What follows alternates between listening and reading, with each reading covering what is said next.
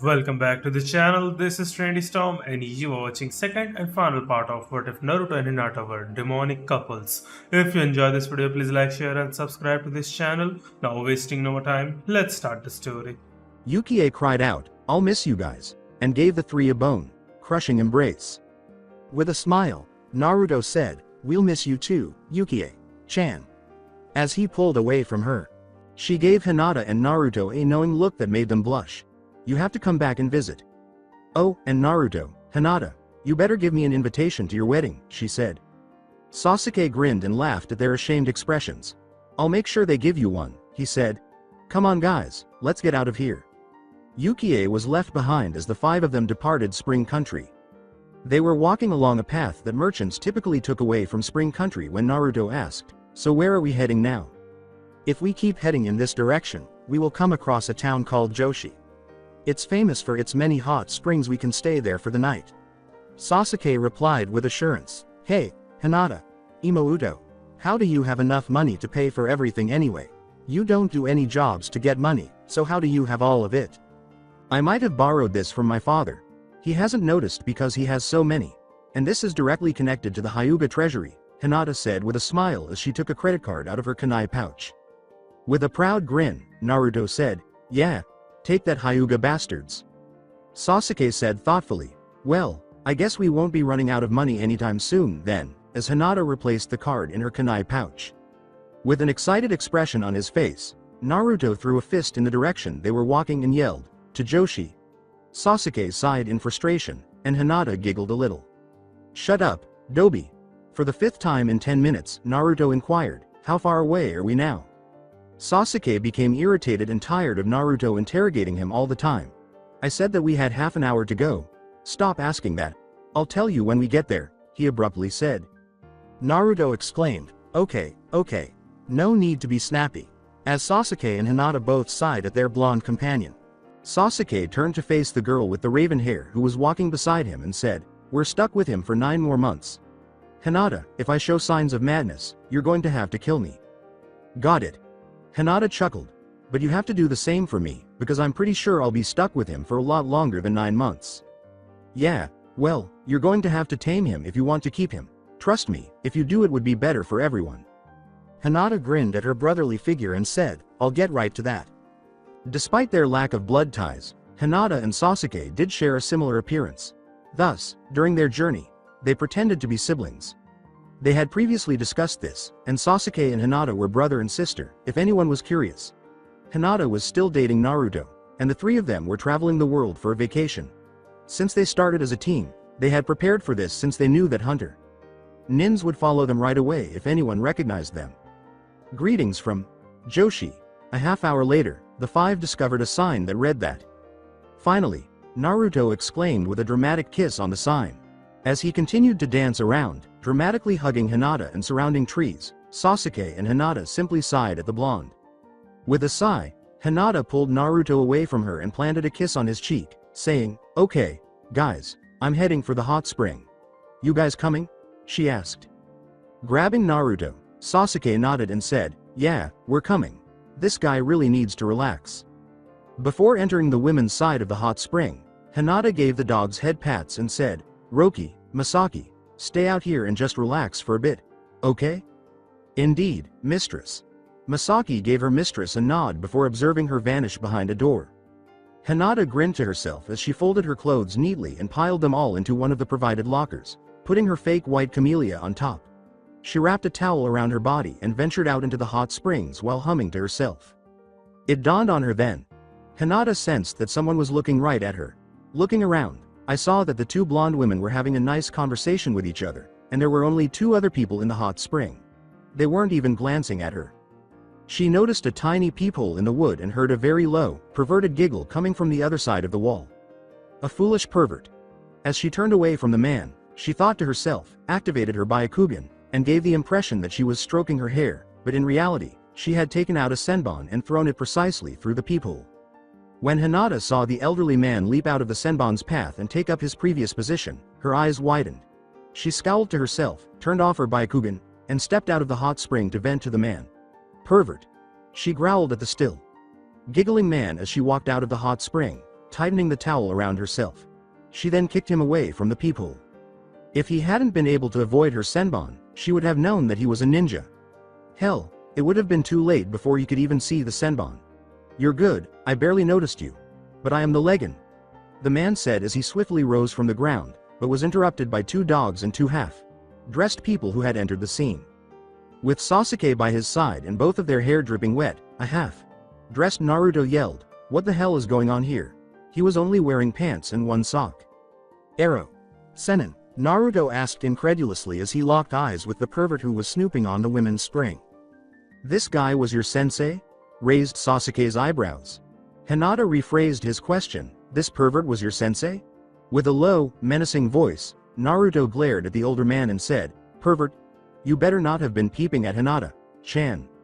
"Nope. I was hoping, but she never took her towel off. She would have been great research for my next book though, by the look of," Jiraiya said, glancing at the 3. He was interrupted again, but this time he took a punch to the face. When Naruto punched Jiraiya in the face, Hinata was flushed. "Shut up. You damn pervert. Stop damn staring at my girlfriend." Hinata cinched her towel tighter around her as Jiraiya stood up. Jiraiya nodded to himself in agreement. "Girlfriend, I have taught you well. She is so much better than flat-chested Pinky you were after before." "Whatever, Arrow. Senin. Let's go sit down somewhere, I have to tell you everything," Naruto yelled. Naruto-kun.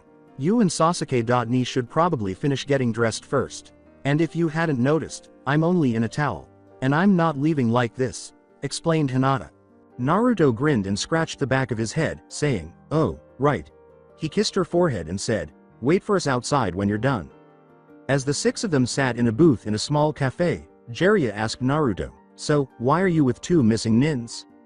The 2 dogs were lying on the floor by their feet, while Naruto and Hinata were on one side of the booth and Jiraiya and Sasuke were on the other.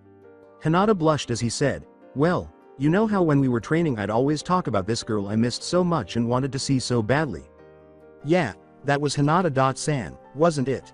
Jiraiya said with a nod. Now it was Naruto's turn to nod. "Yeah, and when I finally got back she wasn't there, and we went to the Hokage's office and she showed me that letter. Well, I was determined to see her again, and then when I went to Suna to save Gaara she showed up. We talked and I tried to get her to come back with us, then I tried to go with her, but she told me I shouldn't become a missing nin without at least thinking about the consequences. Then she told me she knew where Sasuke would be, and she said I should have my decision by then when we see each other again." Naruto summarized, "Then we found Sasuke, and he decided to leave with Hinata, and I am on a mission which involves keeping an eye on 2 missing nin. Well, it was originally 1, but I got another one added onto the pile. Oh, yeah, and I've gotta convince these 2 to come back to Konoha with me when I'm done." "Well, kid, you've done a lot while I had been gone. There's been some commotion while you've been gone. Apparently, an old Konoha nin, by the name of Takasho has been experimenting and creating some unknown unbelievably strong half-human creatures. And he's trying to get back at Konoha. We don't know anything about the creatures yet though, which is why I'm around. The last one was found in Spring Country, so I'm headed there to check it out." Jiraiya clarified. Jiraiya. Sama. He's no longer in Spring Country. It was one of the mutants. We've already seen him, and he isn't the least bit human." Hinata shuddered at the memory, receiving a comforting hug from Naruto and a sympathetic glance from Sasuke. The other 3 people on the table opened their eyes in recognition as Hinata spoke up. Jiraiya turned to Sasuke and raised his eyebrows, saying, well, I need to know everything you know about him." "I don't know much, you should be asking Hinata, she was the one who had first-hand experience with him," Sasuke made the point. With another shudder, Hinata turned to Jiraiya and said, well. His name was Lust, and his name was the best thing to describe his attitude. He told me he has 6 other brothers. Like him, I mean, all mutants. He disguised himself as a human. The only odd thing about him as a human was his bright orange eyes." Hinata's summary was a little awkward. When he was in his true form he looked rather demented. He had a hunchback, huge muscly legs and a small torso. He still had his orange eyes, but he wasn't human. Jiraiya questioned, somewhat perplexed, "How come Hinata had first-hand experience and the rest of you didn't?" "That's not something we want to think about, Jiraiya. If you want, I'll tell you later, but some of us would rather not relive those events right now," Naruto said with a sigh and a comforting pat on Hinata's back. Well, overall, I'm proud of you, boy. You seem to have come far since I last saw you.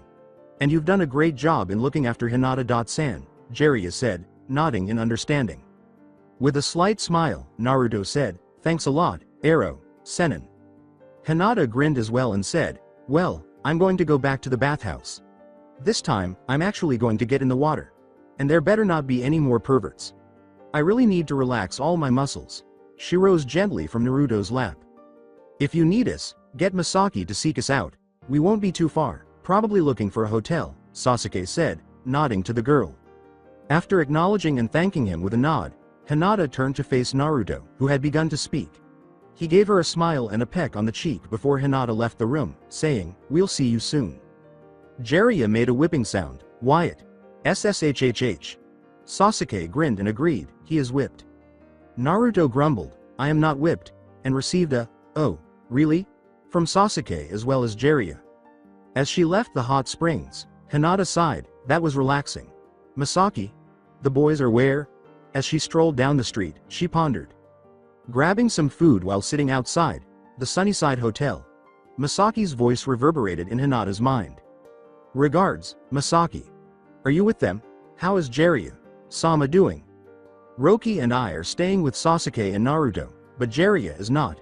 It's near the restaurant where we had lunch. The discussion then came to an end, and Hinata approached the group. She was about to arrive at the group when she felt a flurry of activity, which made her freeze and turn to look around. There was a powerful person nearby.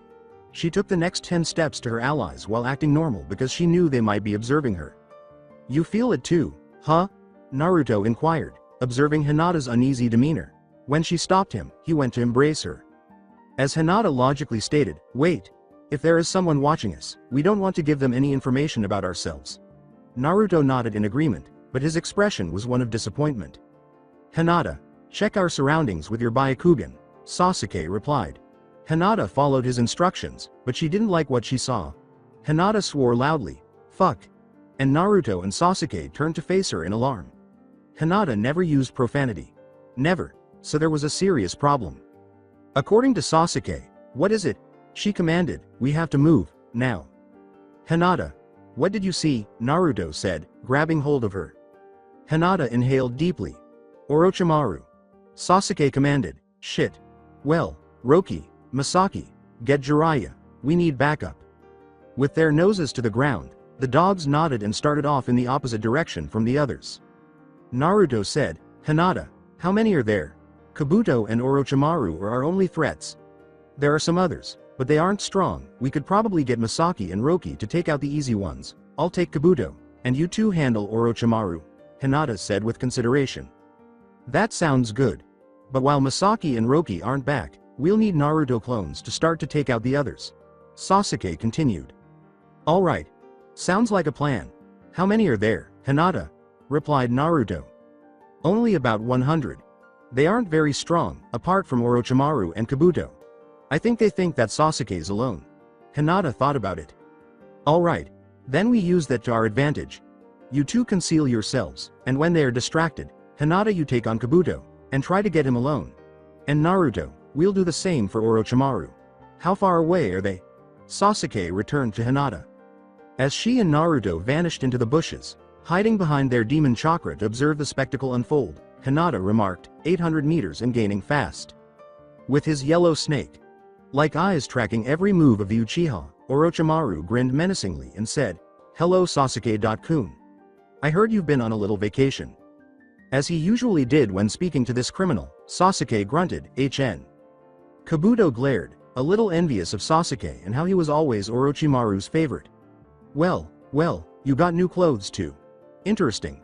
Kabuto observed. Well, now vacation's over, and you need to get your training back on track.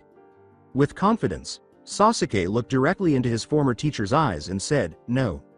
But Orochimaru kept grinning and said, that isn't your decision to make, Sasuke-kun.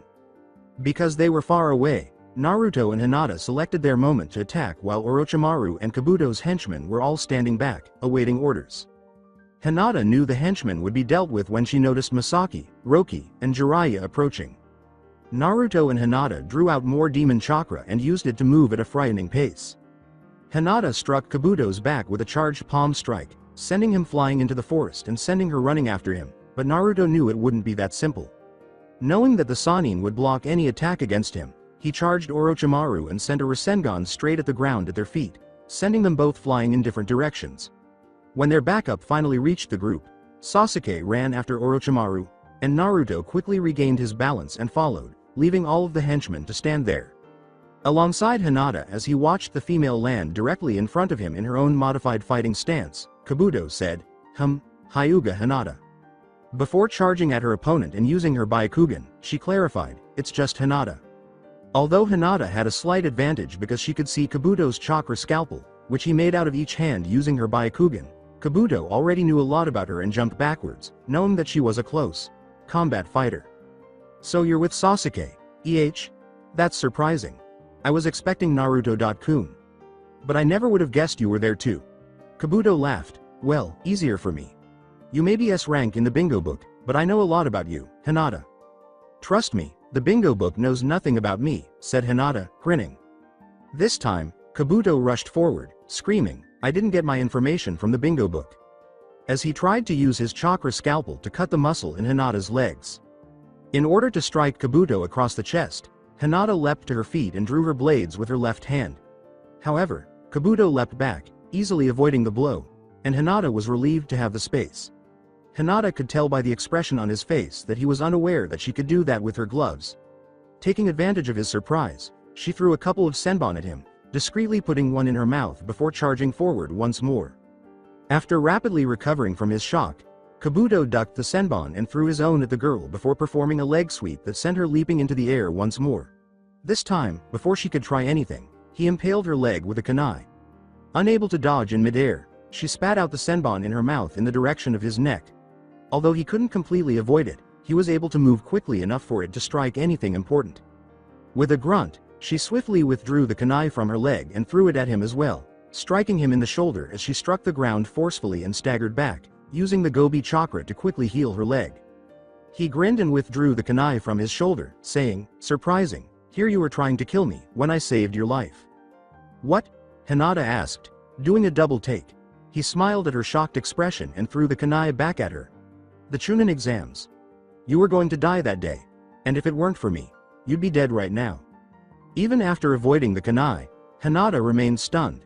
She avoided Kabuto's blows after realizing right away that he was telling the truth, but each time she attempted a crucial blow, she appeared to pause, which made Kabuto smile. He saw that she was hesitant, so he left himself open. When Hinata finally went for it, he took out his chakra scalpel and cut all the muscle in her left arm, causing her to flinch in agony and leap away for a while. He kept taking advantage of Hinata's hesitancy, waiting for the right opportunity to attack when she was weak and she lacked the will to murder the person who had saved her life. If Hinata had a realization, her eyes would well up with tears. Hinata went on the defensive, thinking, I'm not sure if I can kill him. With Naruto and Sasuke, they all had deep cuts and scratches on their skin, and they were all panting heavily. We can't hold back. We need to take this up a notch. Sasuke turned to his brother, who appeared to be in worse shape than the other two. Orochimaru was panting and hardly had any scratches on him, and the ground around them was covered in ditches, cracks, and crumbled ash from completely destroyed grass and trees. As the red chakra began to circulate throughout his body, Naruto nodded and raised as much demon chakra as he could, experiencing that familiar sensation. He turned to face Sasuke and saw the black marks covering his body, which completely changed his appearance as they came to an end and Sasuke developed wings out of his back that resembled hands. Naruto grew two tails instantly and said, let's do this. I see you've gotten a little bit stronger. Orochimaru laughed, but I am one of the Sannin, and you two are no match for me. As the long, black-haired Sannin turned pale, Sasuke grinned and said, underestimating your opponent is a bad choice. Nah, man, you're starting to sound like Kakashi. Sensei, seriously, if you start appearing late, I swear I'm going to kick your ass. Naruto laughed. Sasuke sighed and assumed his fighting stance. Naruto, are you forgetting that we are in the middle of a battle, and you shouldn't be making jokes? He asked. After Orochimaru began making hand signals, summoning jutsu, Naruto did the same, assuming his own fighting stance and getting ready for anything. As he saw Amanda emerge, the enormous snake looking down at everyone, Sasuke grinned and said, you do know that you can't summon a snake to fight another snake summoner? Snakes do have a sense of loyalty and honor, you know? As Naruto made his own hand gesture, Orochimaru commanded, take out the blonde. When he said, Kage Bushin no Jutsu, hundreds of Narutos materialized. The Narutos all rushed in the direction of the enormous purple snake and yelled, I have a bone to pick with you guys. One of you ate me before, and I didn't do anything to you. Sasuke shouted, Manda. Don't do it.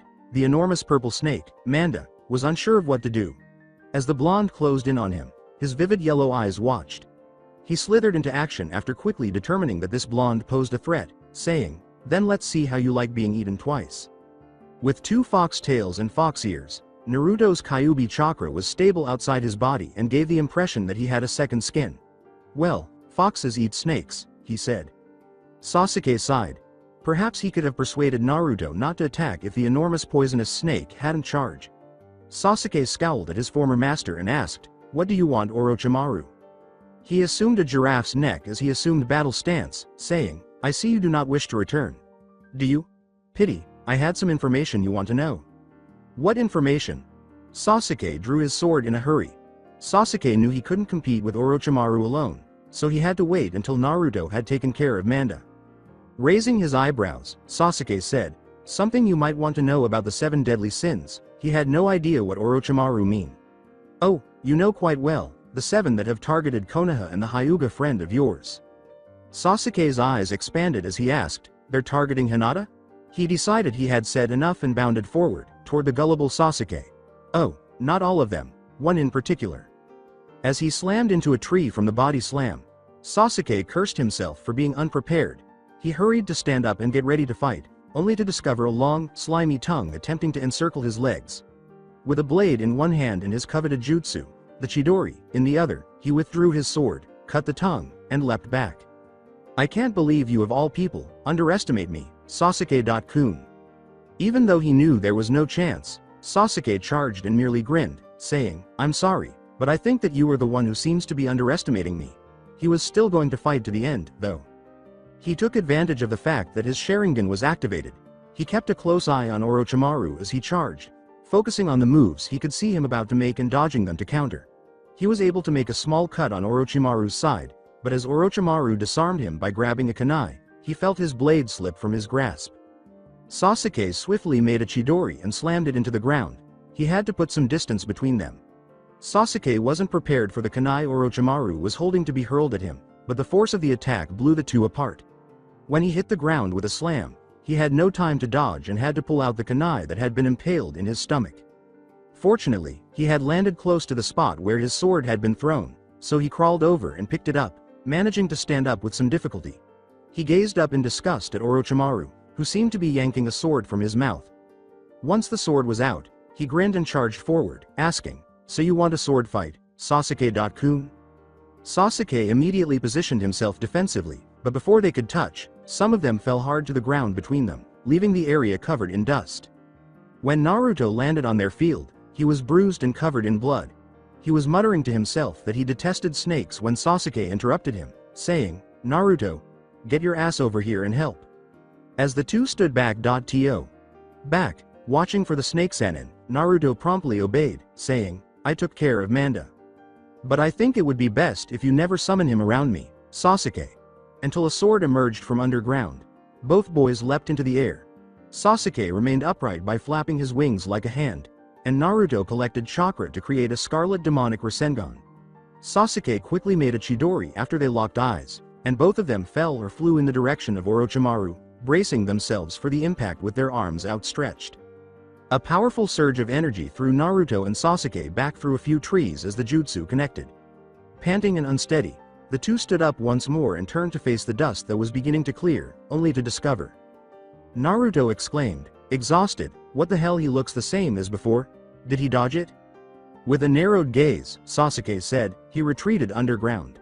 We need to get him to stay still, and hit with a Chidori and demonic Rasengan, Naruto thought. Got it. As Naruto made 10 shadow clones, each of whom produced a kunai, Sasuke drew his sword once more. These two were a little difficult for Orochimaru to handle simultaneously. Although he appeared to be in much better shape than the other two, he was exhausted and his chakra was beginning to run low. He wouldn't let Naruto and Sasuke figure that out. Naruto shouted, Pin him down, as Sasuke and the clones charge. Fortunately for Sasuke, Orochimaru was unable to counterattack because all of the clones were using kunai to parry him when he brandished his sword. The Narutos were gradually vanishing when they unintentionally left a spot open, but otherwise it was fairly even. However, their luck was turned when Orochimaru was struck by an arrow that flew in and struck his sword. Wielding arm. With haste, Naruto produced another arrow and proceeded to shoot the snake Sannin with accuracy. Sasuke also took a risk by remaining near Orochimaru, making a valiant effort to pin him with his sword, and placing all of his faith in Naruto to avoid skewering him with an arrow. Breathlessly, Sasuke smiled as he disarmed Orochimaru's sword and said, "We want to know all you know about the 7 deadly sins." Orochimaru glared as he dodged another arrow that briefly caught his attention. "In the land of waves is their base. But I'd like to see you get to them."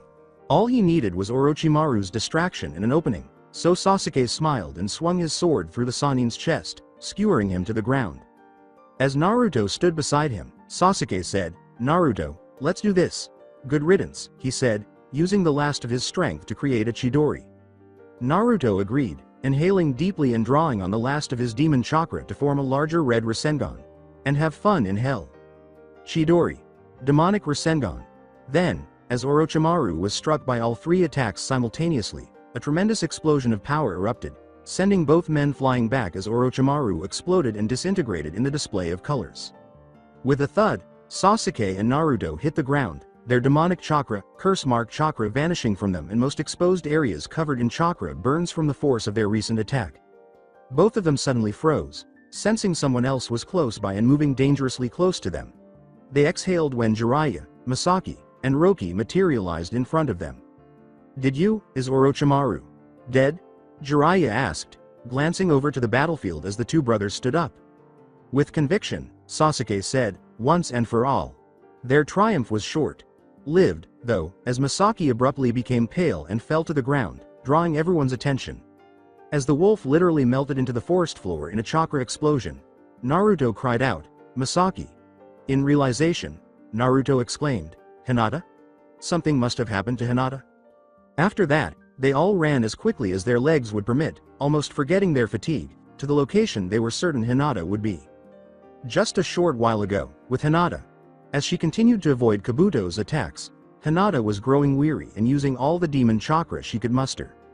However, she was momentarily distracted by a burst of pure power emanating from the area where Naruto and Sasuke were engaged in combat, which allowed Kabuto to stealthily approach from behind and literally destroy the muscle tissue in her upper back. He had been closely observing her every move and had observed that her upper back was where all of her demonic chakra was located and always flowed.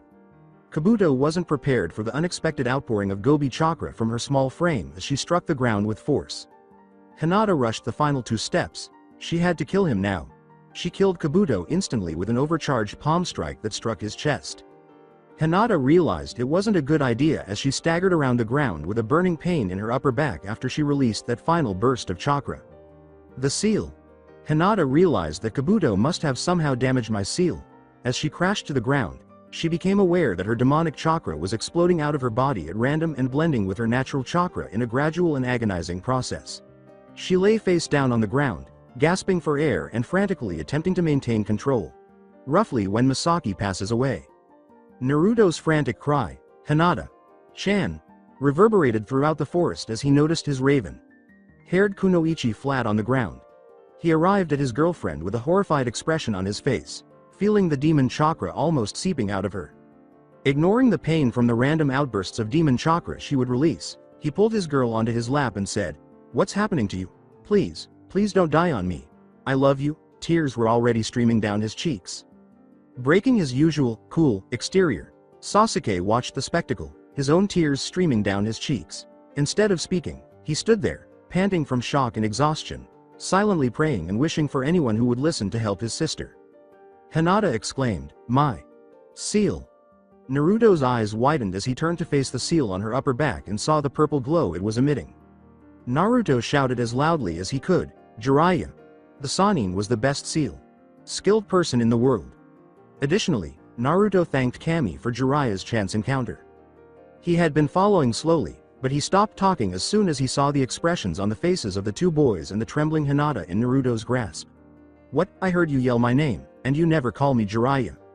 As though he had already detached himself from everything around him, Naruto responded stoically, her seal. Even though Naruto had experienced a lot in his life, this would be the last thing he would ever experience if Hinata didn't make it. Naruto would be devastated by that. Jiraiya was aware of it. With an expression of unwavering resolve, Jiraiya ran over the girl. This girl loved Naruto, and he owed her a lot, and for that he was thankful. She was the one who gave Naruto the love he needed, even though he was unaware of it. If Hinata didn't make it, Jiraiya wasn't even certain that Sasuke would survive this one. Sasuke believed that Hinata and Naruto were his siblings based on the way they behaved around one another.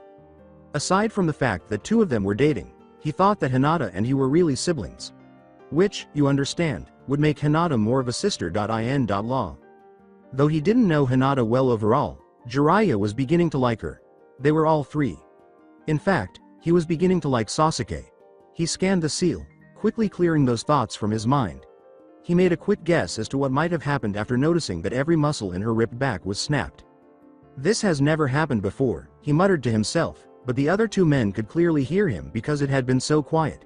He held out his glowing palm and ran his hand over the glowing mark, his eyes widening as he realized what was truly happening to the girl. Sasuke knelt beside the group and ruffled Hinata's hair as he always did, trying to choke back the sob as he watched Naruto's chakra burned hand gently stroke her cheek, as though it would prevent her face from contorting in agony. What? He asked. They're merging. I think she'll be okay, but I can't be positive. The only way I can even guess this is happening is by the fact that I know that it will happen to you, Naruto.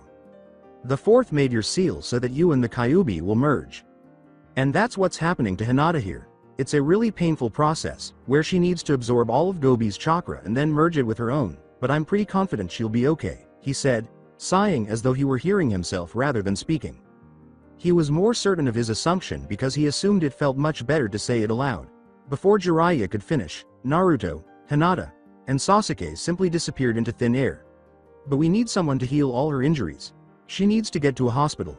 If he didn't see the little dust trail leading to town, he wouldn't know what had happened. He followed them slowly in order to ensure Hinata's survival. Watching his brother begin training exercises for the 6th time in the last hour, Sasuke sighed. Since their run-in with Orochimaru, Naruto and Sasuke had recovered, and none of their bodies bore any scars. Hinata had not woken up on the 4th day since the attack. However, Jiraiya had informed them that the process was gradual. However, Naruto wasn't the type of person who could just sit around doing nothing. Sasuke could tell that the boy was depressed, so he tried to divert his attention by having him perform push-ups and stretches, which he had been doing all morning. Even Jiraiya offered to train him for a day, but Naruto wouldn't. No, he couldn't leave her side, stay outside for his usual intense training sessions. He simply gave in and started performing push-ups with one hand. Naruto, Sasuke reprimanded, glancing warily at his brother. Sasuke attempted to calm Naruto by saying, "This is the 6th time in the last hour. You should just go for a walk to calm your nerves." "But what if something happens?" "I can't go anywhere," Naruto said, glancing up at Sasuke. "I'm here. I'll make sure she's okay, and stays okay. Now, go for a walk, calm yourself down. Roki is still here. He'll tell you if she wakes up." He continued to push. For a moment, Naruto stood motionless, gazing at his girlfriend's unconscious face. Either the painkillers had taken effect or the procedure was almost complete because her face was no longer twisted in agony. After checking on her again yesterday, Jiraiya concluded that she would be alright. Naruto sighed deeply and said, "Okay," before leaving the room. Once more, Sasuke sighed.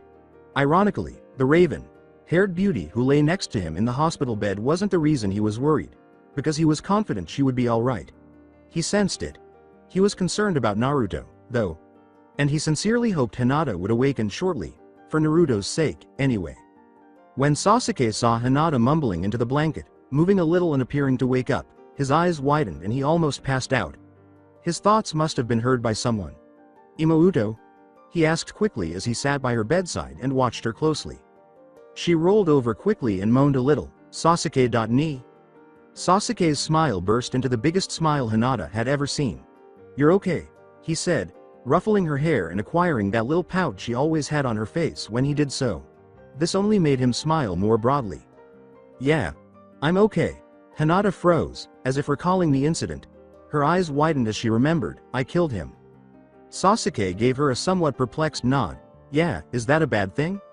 She was shocked at what she had done. He saved my life, in the Chunin exams. I was going to die that day. And Kabuto saved me, and all I could do in return is kill him. Kabuto is not a good guy, Hina. Imoudo. He probably only saved your life to show all the other doctors up. Sasuke said gravely as his eyes widened in realization and he realized what she was talking about. Yeah, but he saved my life all the while. It just hurts to know that he saved my life, and I just killed him in return. I feel so bad about it. Hinata breathed a sigh of relief. With the girl giving him a perplexed look, he went on, Hinata, he used that against you, didn't he? In your battle, he told you this, so you wouldn't kill him, didn't he? So you'd at least try to only knock him out, without killing him. You really think a good person would use someone's feelings against them like that? Sasuke asked softly. As she considered the entire battle, Hinata nodded in comprehension and said, okay. So don't feel bad about it. He deserved what he got. Besides, you wouldn't have died that day. Naruto probably would have done something stupid and reckless and you would have survived. Sasuke nodded gently. But we weren't going out back then. Sasuke grinned as he recognized Naruto's chakra signature as he ran in this direction. He'd do it for any of his friends. Well, I'm going for a walk. I'm pretty sure I don't want to have to watch this. He turned to face Hinata, who had brightened and could feel his chakra. The door exploded open as Sasuke vanished. As he rushed through the door, Naruto was a blur to everyone around him. He landed at the side of Hinata's bed, lifted her up in a single motion, and planted a firm kiss on her lips, letting her know how much he loved and missed her and that he would kill anyone who attempted to do that to her again. She threw her arms around his head to run her hands through his unexpectedly soft, spiky hair, and Hinata grinned as he gently tugged at her lips. Remembering the last time they shared a kiss like this made Naruto laugh a little. The only thing that happened was that they both fell to the ground. Despite Hinata's perplexed expression, he simply shook his head and returned her lips, to which she gladly complied. Sasuke rushed into the room and exclaimed, Guys! You have to see this. He turned around and faced the door with a sour expression on his face after witnessing his two friends sharing a kiss. He didn't need to witness them make out. He was content when they just shared a quick kiss. I should have known. I really should have knocked. Naruto grumbled, Sasuke, damn it. Stop interrupting us. You don't know how much I wish I didn't have to see that. Anyway, look at this.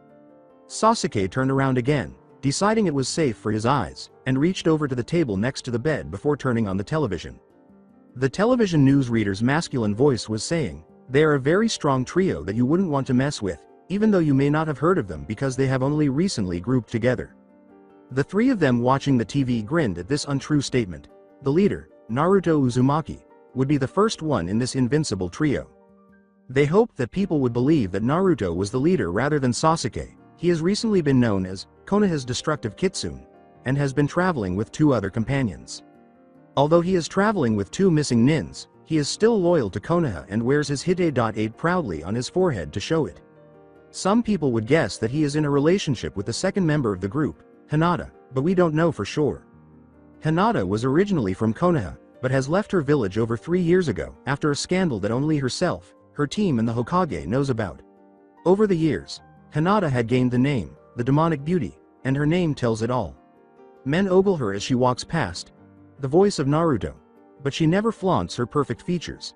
We men may be in with a chance, though, unless she is, in fact, in a relationship with the leader of the group. The last member of the group would be Sasuke Uchiha. All the members from the group at least used to be from Konoha, but Sasuke had left the village with Orochimaru. Sasuke, the poisonous snake avenger, is definitely the speed in the group, Hinata being the stealth, and Uzumaki being the strength. This definitely is not a team to mess with, especially after their most recent exploits, which was the death of one of the Sannin, Orochimaru. The reporter continued with a grin.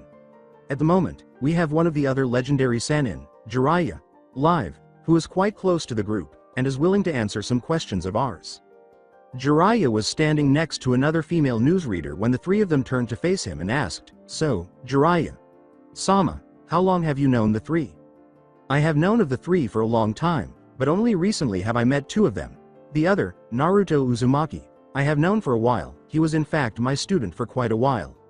What about the rumor of said Uzumaki being in a relationship with Hinata?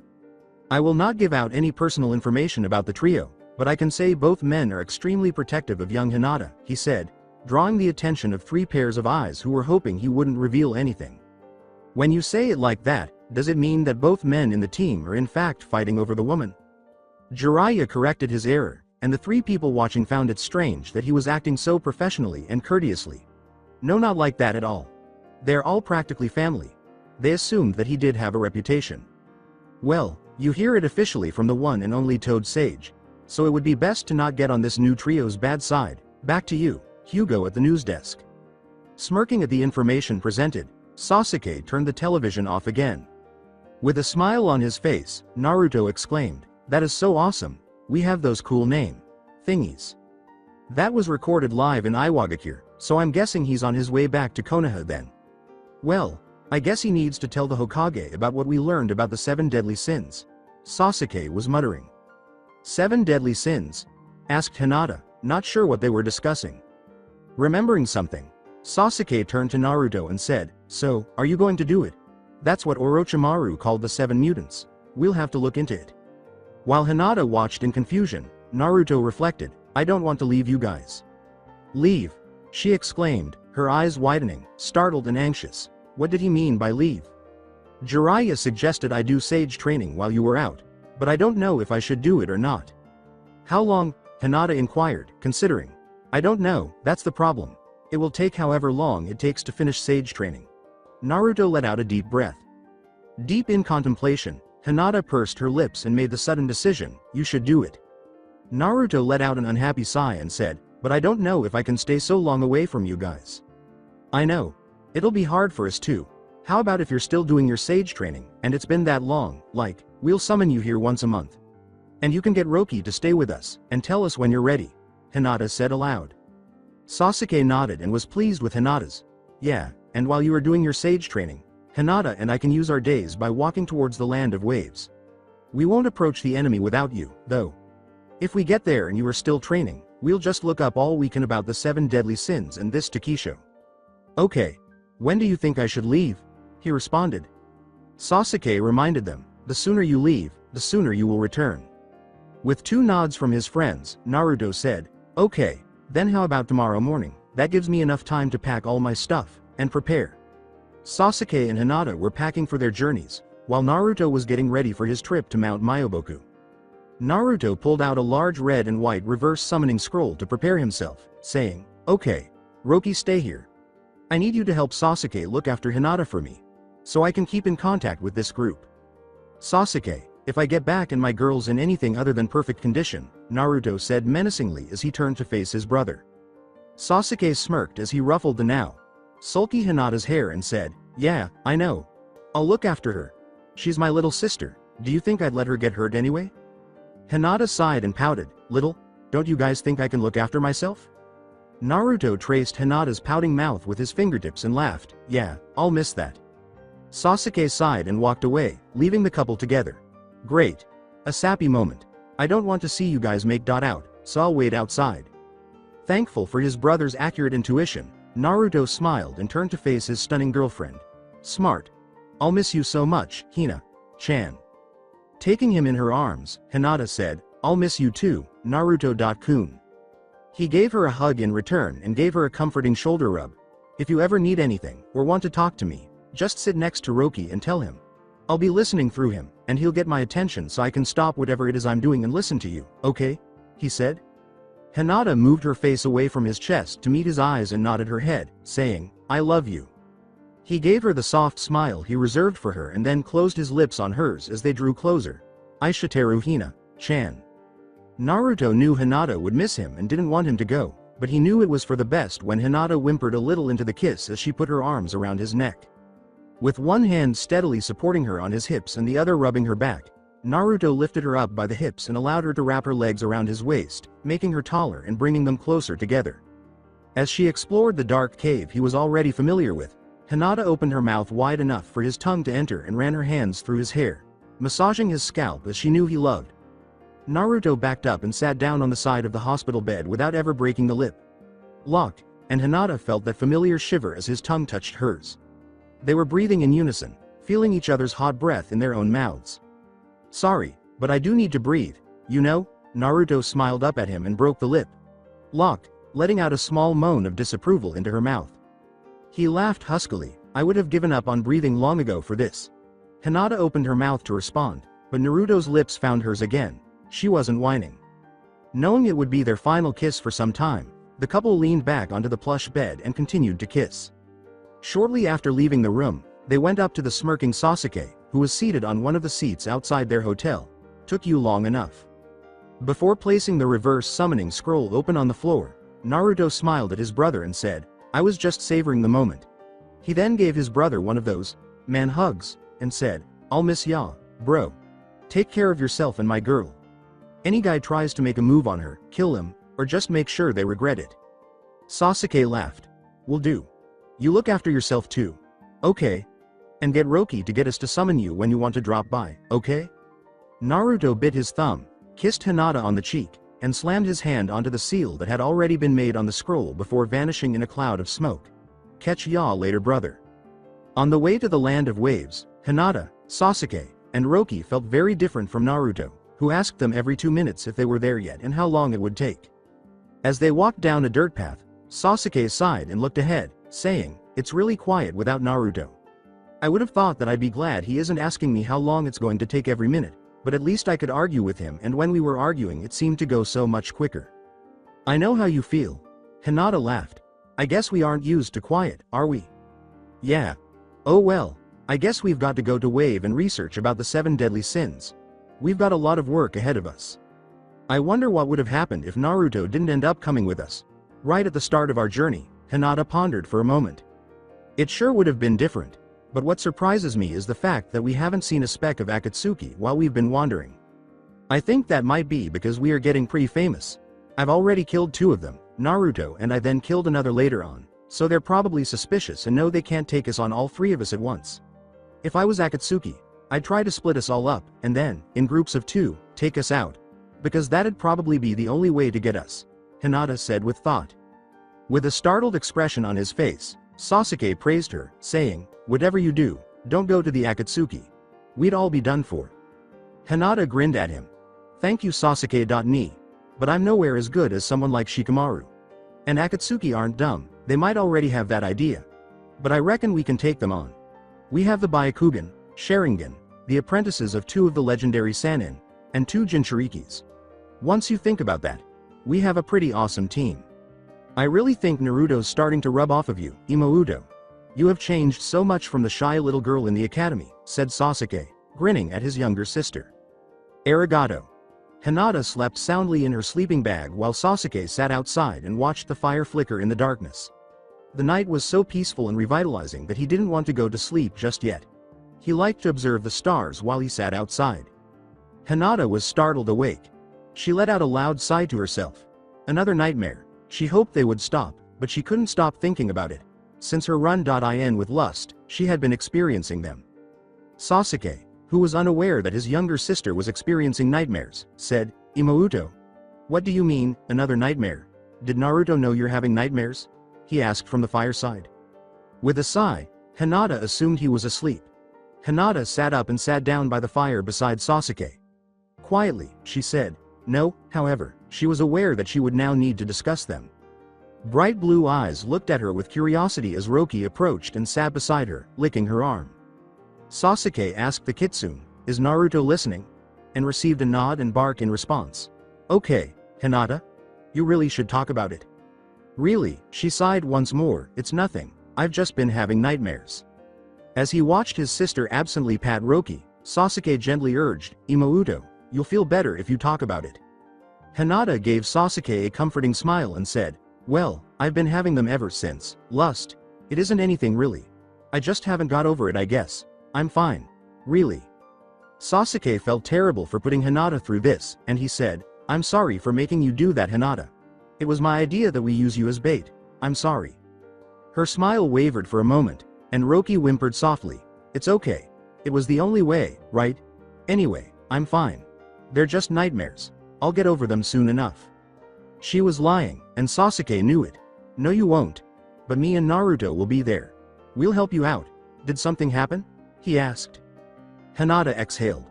I freeze up. When someone gets too close for comfort, but not you or Naruto, because I feel safe around you guys. What do you mean? She turned her gaze away into the fire as Roki growled and Sasuke was lost in thought. It happened the morning we were leaving. This guy came up to me, and I was pushed up against the wall. I was about to fight back, but I saw the look in his eyes. I froze up. He was practically dripping with lust. But then this other guy tripped over and knocked him over, snapping me out of it, and I just ran. Roki. What does Naruto think we should do? Sasuke asked his friends for their opinions, but Roki just kept growling, so he sighed and said, other than beat the crap out of the guy that came up to her. And then Roki fell silent. As she watched Sasuke continue to consider it, Hinata sighed. I think, Sasuke replied, for the meantime, I'll just keep an eye on guys around you. But if I'm not around, take a deep breath and calm yourself down. Or, before they get too close, and you know what's going to happen, make a run for it and find me straight away. I'll set them straight. Thank you Sasuke. Hinata grinned and gave him a hug. When Roki whimpered and gave the fox a hug as well, Hinata laughed. Sasuke yawned and slipped into his own sleeping bag, saying, now we should really get to sleep. Roki curled up next to Hinata because Naruto still felt uneasy about the situation and wanted to be with her. After 2 weeks, Sasuke and Hinata had finally arrived in the land of waves, with the sun nearly directly overhead. Sasuke concluded, well, we should find a hotel, and then head out to the library or something. Hinata followed him, nodding in agreement. Before long, Sasuke and Hinata were standing outside the library, Roki by their sides. They entered and approached the counter, where a tall, attractive blonde with long braided sandy blonde hair stood. Hello. Did you want any help? She asked, smiling, her chocolate brown eyes observing them with interest. As Sasuke and the young librarian locked eyes, Hinata arched an eyebrow at his slightly flushed face and said, yes, please. We're looking for any information you have on the 7 deadly sins. Why would you want to know about them? The librarian asked, looking at Hinata with curiosity after being somewhat taken aback by those remarks. She sounded cautious, and Sasuke and Hinata could see the faint hint of suspicion in her voice. Research for a project we're working on. Sasuke responded calmly. The long, blonde librarian blushed and crossed the aisles, saying, ah, right. This way please. She added, after the fact, I'm Hannah by the way. I'm Hinata, and this is Sasuke. Hinata grinned warmly. Do you know a Naruto by any chance? Hannah froze this time, turning to face Sasuke and Hinata. Well, said Sasuke with a sly smile, one Dobi comes to mind. Sasuke looked at her and said, I need your help. Wait, you're looking up the 7 deadly sins for a different reason, aren't you? As she blushed pretty. Research. Hinata demanded further. Hannah looked at her doubtfully. The two exchanged a confused glance before she went on. Please tell me you're doing what I think you're doing. Can we go somewhere private? I really need to talk to you. Please? My father, Suhiko. Hannah caught their attention as soon as she said his name, but Sasuke interrupted her, saying, let's go. Now that the 3 of them were seated in a restaurant booth, Sasuke and Hinata were a little taken aback when Hannah installed a silence seal to ensure that no one could overhear their conversation. They were now aware, however, that Hannah was a ninja. Hannah.san, began Hinata. With courtesy, she interrupted, please, call me Hannah. Hannah.san, are you a ninja? Hannah gave the young girl a soft smile and said, not a very good one. I'm more of a medic nin that specializes in venoms. Sasuke looked at Hinata and recalled her past self. Doubt, saying, never doubt your ability as a ninja, it will only stuff things up. Trust me, as soon as you start believing in yourself you'll get better, Hinata sighed, but she didn't explain why she was acting that way. You can't be that self-doubting by nature. For Hinata, it was the frequent beatings and devaluing remarks she received. You were abused mentally and or physically as a child, weren't you? Hannah became somewhat defensive when she was shocked to learn the truth. How do you know? She asked. Hinata grinned broadly. I think you've realized who Sasuke and I are by now. After Hannah nodded, she continued. You and I probably had a similar upbringing. I was the worthless failure of the Hyuga clan, beaten and bruised regularly. Only something like that would make someone not believe in yourself as you do, and I used to.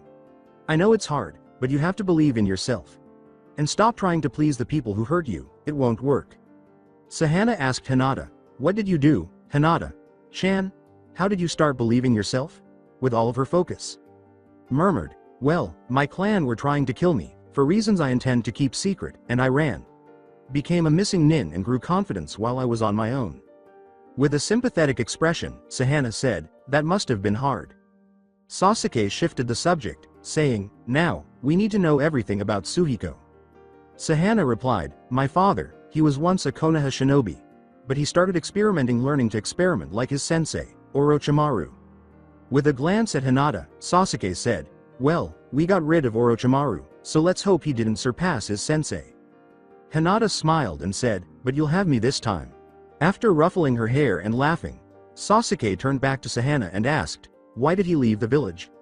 "He was caught experimenting on humans, so they threw him out." But he continued, and soon enough, he heard about the 7 deadly sins. He found them quite interesting and it took him 3 years to complete them, which was about a year ago. He placed the souls and minds of the 7 deadly sins and summoned them into the bodies of 6 men and 1 woman. Although, it didn't turn out quite as planned. The bodies weren't strong enough to carry the sins without any side effects, and the bodies mutated. "Do you know anything else about the sins?" asked Sasuke and Hinata as they processed everything. "No, I've never met them. My father and I had a fight, and I'm staying here, in Wave, for a while, working at the library for money." Hannah apologized. As they all walked to the library, Sasuke grinned at the girl once more, causing her to flush. "It's okay, Hannah-chan. I guess we can head back to the library and find out all we can on the 7 deadly sins," he said. Wondering if anyone else had noticed that he called her Chan, Hinata grinned. After spending countless hours in the library with Sasuke and Hannah, Hinata sat on her bed, sighing and gazing up at the ceiling. She was worn out. While Hinata was gone, Hannah and Sasuke continued to browse the library's collection while inadvertently making out with one another. Seeing how close Sasuke and Hannah were becoming, Hinata grinned to herself with a hint of regret. Since they were so similar, she was also growing close to Hannah. However, she was taken aback when Hannah referred to her as Imouto. For the first time, Hinata began referring to her as Hannah.ne in return. But the sight of Hannah and Sasuke together, who appeared to be a couple, only made her miss Naruto more. When she saw the door edge open, she looked up, and Roki entered, sitting on the bed beside her.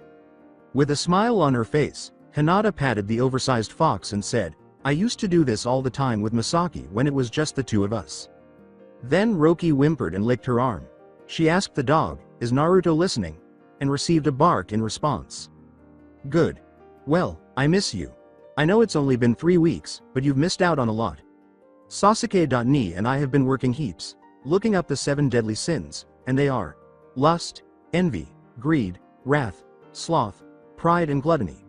We worked out that these beings were created, and the best way we could kill them is to pin them up against each other." Hinata recalled, affectionately kissing Roki as she. "Oh, and you'll be happy to know that our Sasuke has found himself a girlfriend.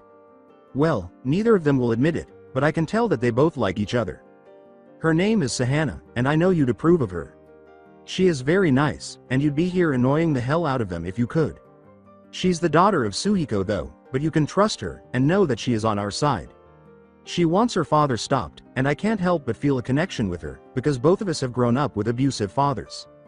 It kind of sucks though, seeing those 2 together. It just makes me miss you even more." Roki let out another whine and licked her on the cheek. "Yeah. I love you too. I know there are so many things that you want to tell me, but you can't, and I know you'll ace that training. Good luck, and I love you. I'm going to go see what the lovebirds have found out." Hinata got up and left the space. 9 months into their journey, at the end of the month, Sasuke and Hannah spent some time alone researching the 7 deadly sins while Hinata strolled around town. It was difficult for her to see those 2 together, even if they were unaware of their feelings for one another. She sighed deeply as her mind turned to Naruto.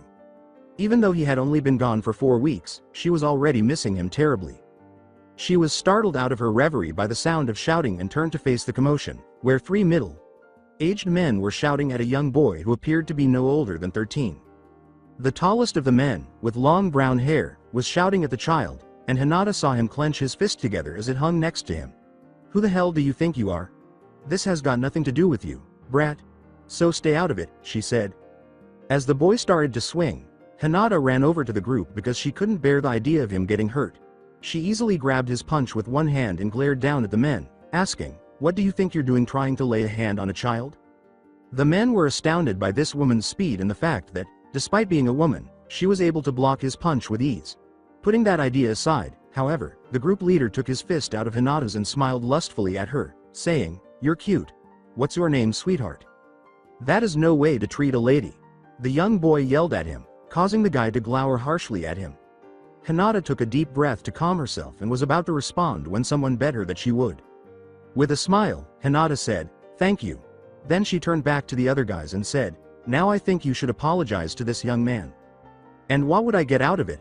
the man asked with a sly smile as he approached Hinata more slowly. After taking an uncomfortable step back, Hinata heard a new voice say, "Well, you wouldn't get your ass kicked for one." She recognized the voice and exhaled deeply in relief. "I happened to promise a guy that I'd look after his girl, and I would be happy to kick your ass for even talking to my imouto like that. But even then, you should be glad I'm the one here, not a certain somebody else I know." Hinata grinned as the big man stepped back with a HMMPH and said, "Hey Sasuke.ni." He sighed and turned to face the man, saying, "I see you've already caused some trouble." He put his hand on the hilt of his sword for effect, and Hinata grinned, added chakra to her gloves, and clenched her fists, causing her blades to appear. "You better get lost right now, or you are going to get your ass kicked." After the men swiftly vanished, Sasuke exhaled deeply and said, "He's going to kick my ass for not beating the shit out of that guy." "Sasuke?" the young boy asked in a startled tone as he approached the 17-year-old. Finally recalling why the child looked so familiar, Sasuke turned to face him and said, "Inari, you've grown a lot, still causing trouble I see." The question, "You know each other?" perplexed Hinata. After Hinata nodded, Sasuke said, "This is Inari, he lived in the house that we stayed in." "Yeah, you know that story Naruto was bragging about, the one with Zabuza and Haku which was majorly over-exaggerated?" Sasuke nodded at his sister. After giving Inari another nod, Hinata turned to say, "Nice to meet you, Inari. My name is Hinata." "Hello Hinata. Chan. Is Naruto.ni and Sakura Chan with you guys too?" Inari said with a broad smile. After attempting to clarify, Hinata turned to Sasuke and asked, "Can we summon him? Sakura isn't. But Naruto is, kinda." "Hey, Inari, is it okay if we summon him at your house? I'm sure Naruto would like to see you guys again." Sasuke sighed, but he knew his sister was missing Naruto, so he whistled, and Roki ran over. Even though Inari wasn't entirely sure why they had called him, he enthusiastically nodded and led the way to his home. As they entered the front door, Inari exclaimed, "Ka-san, G-san, we have guests." The first person to enter the room was a tall brunette who recognized Sasuke right away. "Wow, you've grown into a handsome man, Sasuke. Is this your girlfriend? She's really pretty.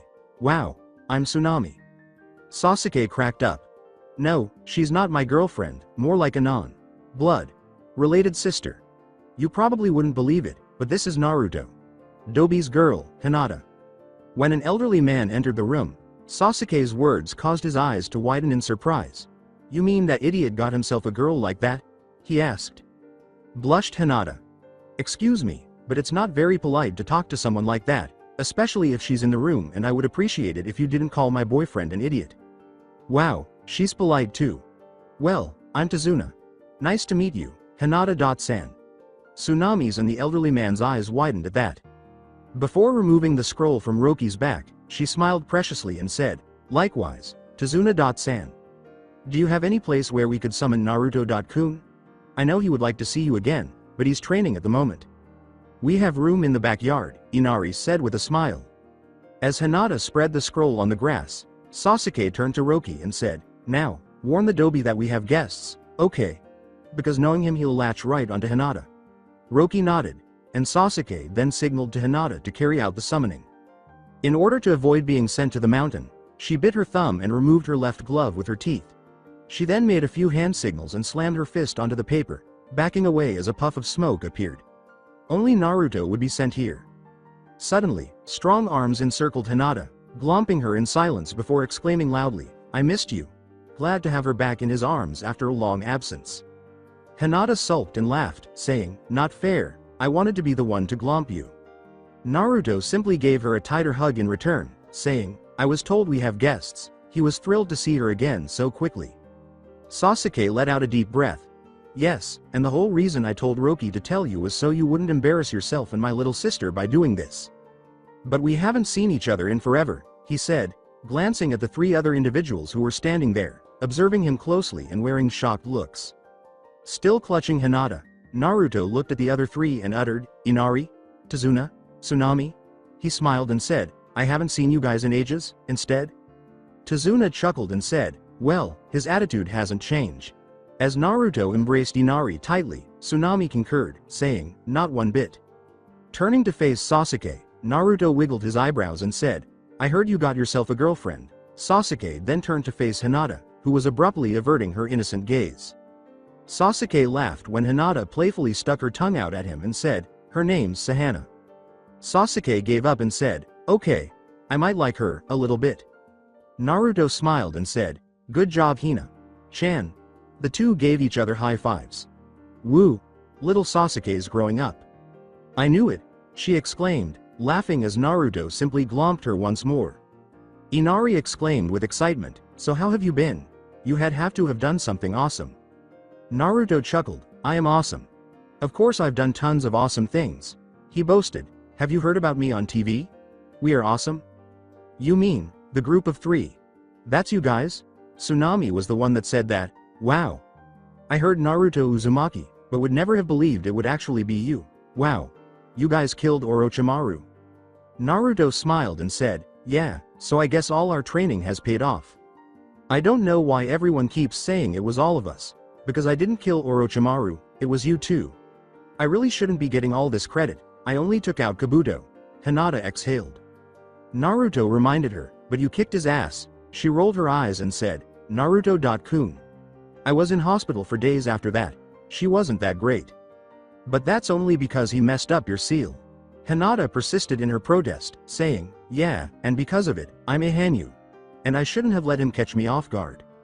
Sasuke placed his hand on her shoulder. Imouto. The only reason he even lived that long is because he was using your feelings against you. You're too kind-hearted to kill someone who saved your life when you were a genin. Curious and perplexed, Naruto questioned, he saved your life? When? Trying not to let the guilt get to her, Hinata sighed, after my match with Neji. I would have died that day if it wasn't for him. Naruto assured her gravely, I would have ensured that you wouldn't have perished. He grinned. I told you. Naruto would have probably done something stupid and reckless and saved your life in the most unbelievable way possible. With a nod, Hinata said, okay. After saying goodbye to Tazuna, Inari, and Tsunami and agreeing to eat with them that evening, Naruto had an epiphany and said, hey, I want to meet Sasuke's girlfriend. The three of them, along with their dog, then headed off towards the library. Turning back to Tazuna and his family, Hinata said, wait, is it okay if we bring one more person for dinner? She asked courteously. Tsunami grinned and said, of course. She truly enjoyed conversing with the courteous girl because there weren't many young people in the area. Before turning to face Sasuke, Hinata bowed and said, thank you. Your girlfriend is coming to join us for dinner. When Sasuke noticed the well-known blonde woman perusing books, he yelled, Hannah-chan. Yes? She turned around completely and faced the group. Oh, hey guys. Do you have any more information? She asked. No, sorry. We came here because Naruto wanted to meet you, said Hinata, shaking her head. She grinned at the blonde man and said, oh, so you must be Naruto. I'm Sahana, but please, call me Hannah. I've heard a lot about you. Naruto laughed. I've heard much about you too, Hannah-san. It's nice to meet you. Likewise. Now is there anything you guys want? Said Hannah with a smile. Though it wasn't Sasuke's idea, Naruto smiled and made the girl blush as he said, well, not at the moment, but we are heading to a friend's place for dinner and Sasuke was wondering if you wanted to join us. I would love to. She briefly looked at Sasuke, who was surprisingly blushing as well, though not very much. Sasuke inquired, a little uneasy about the previous subject, so, have you found any more information on the sins? She grinned broadly. Yes. I figured out that my father and his mutants are outside the village in an abandoned wooden lodge. When do you think we should attack? In response, Hinata said, as soon as Naruto completes his sage training. With a nod of agreement, Naruto said, yeah, that sounds like a good idea, and while I'm doing that, Hina-chan and Teme can train you. The nickname made Sasuke roll his eyes, saying, that sounds like a good idea, then we'll finally take on the 7 deadly sins.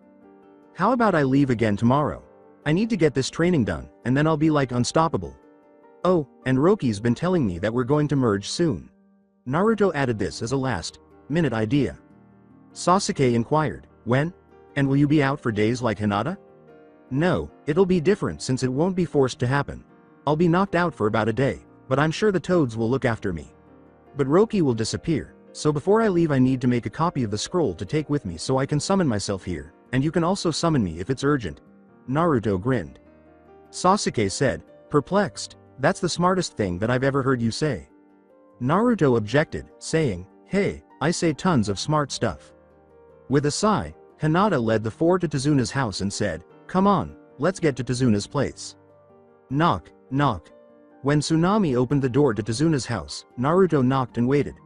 Oh, hello. She said with a smile, come on in, it's nearly ready. Talking, eating, and introducing Hannah to the others, everyone gathered around the kitchen table.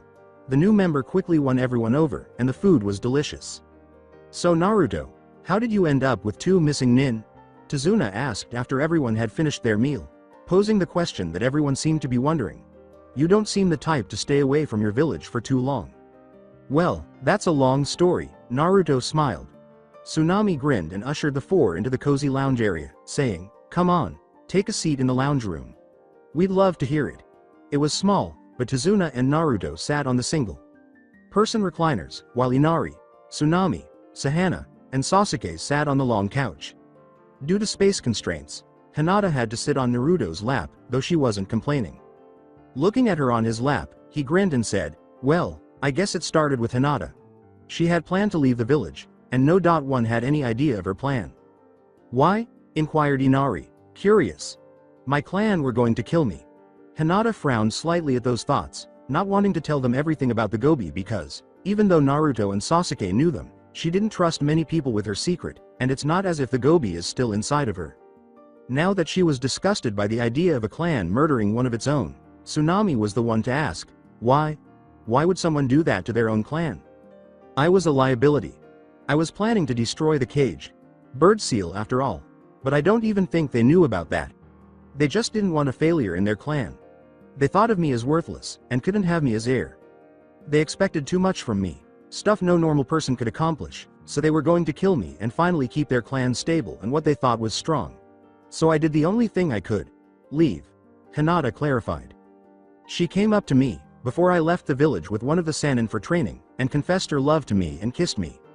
I was so shocked I didn't say anything as she disappeared, not even suspecting anything as she didn't walk back through the gates and went in a different direction.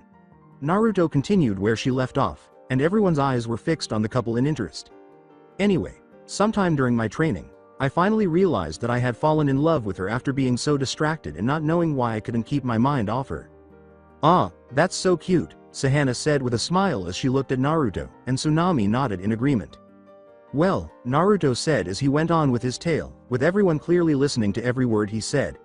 As he described how he began his journey with two missing nins, they listened in amazement and disbelief.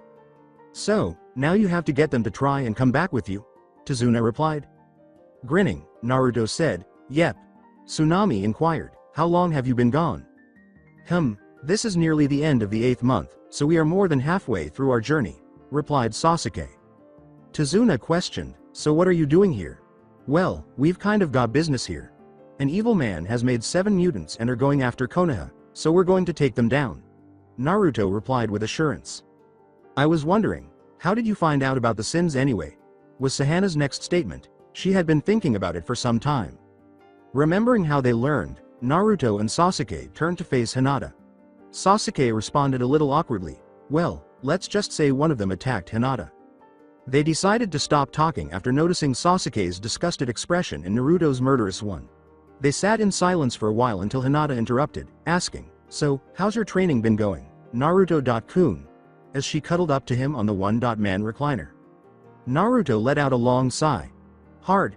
So far, I've been beaten with a stick so many times I get so numb I can't feel it, and trying to be perfectly still is so hard. I mean, it better be worth it. Seriously, I never knew it was going to be so difficult. But I'll definitely master this training, and be stronger than ever, he decided with assurance. When the blonde continued to complain, Sasuke laughed and said, well, you better keep at it, because we've got some sins to destroy. Smiled reassuringly, Hinata said, don't worry, you'll get there soon enough. Thanks love, I'll try and be quick for you, Naruto said, looking up at her with a warm smile in return. He then planted a gentle kiss on her forehead. Take your time, I know you'll master this sage training, and don't worry, while you do that, Sasuke and I will make sure Hannah is good enough to take on the sins with us. Not that she'd need that much help to start with, I bet she's an awesome fighter, Sasuke said, turning to face the girls seated next to him. Hinata covered Naruto's mouth with her hand, suppressing the Sasuke stopped flirting, that she knew was about to escape as Hannah flushed. Naruto yawned, lifted Hinata off his lap, and stood up after turning to face her and removing her hand from his mouth. I gotta get back to Mount Myoboku tomorrow morning, so I better get some sleep.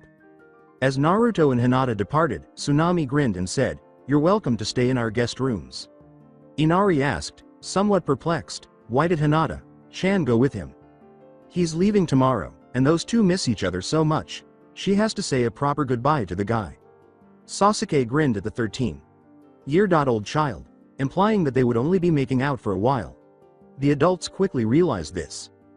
Hannah laughed and cast a subtle, longing glance at Sasuke. But I really should go, I'll probably see you tomorrow, Sasuke-kun, she said. They are such a cute couple.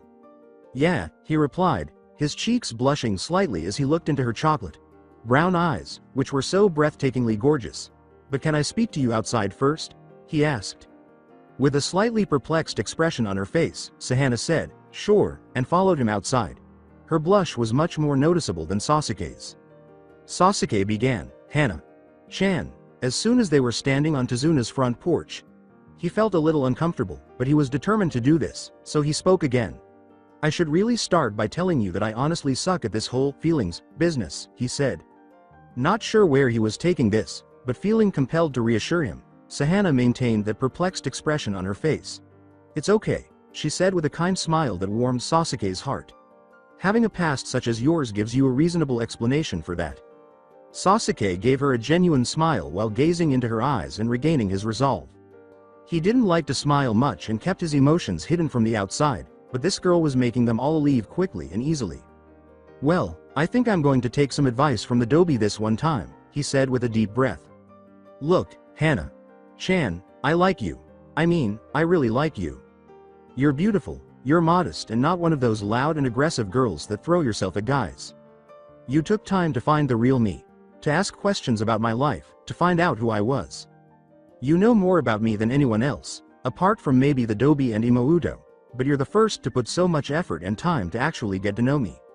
I don't know how, but you seem to bring out my feelings, that are usually hidden well, but I've been smiling so much since I met you, and I don't even seem to care. Hannah-chan, when you looked at me in the eyes the first time we met in the library, I knew you were different. And you want to know something? I like different. The corner of his mouth face, visible to all. By the end of his speech, Hannah was crying because she had never in her life felt so unique, so appreciated, and so desired. She just stared in disbelief and uttered a little, Sasuke-kun.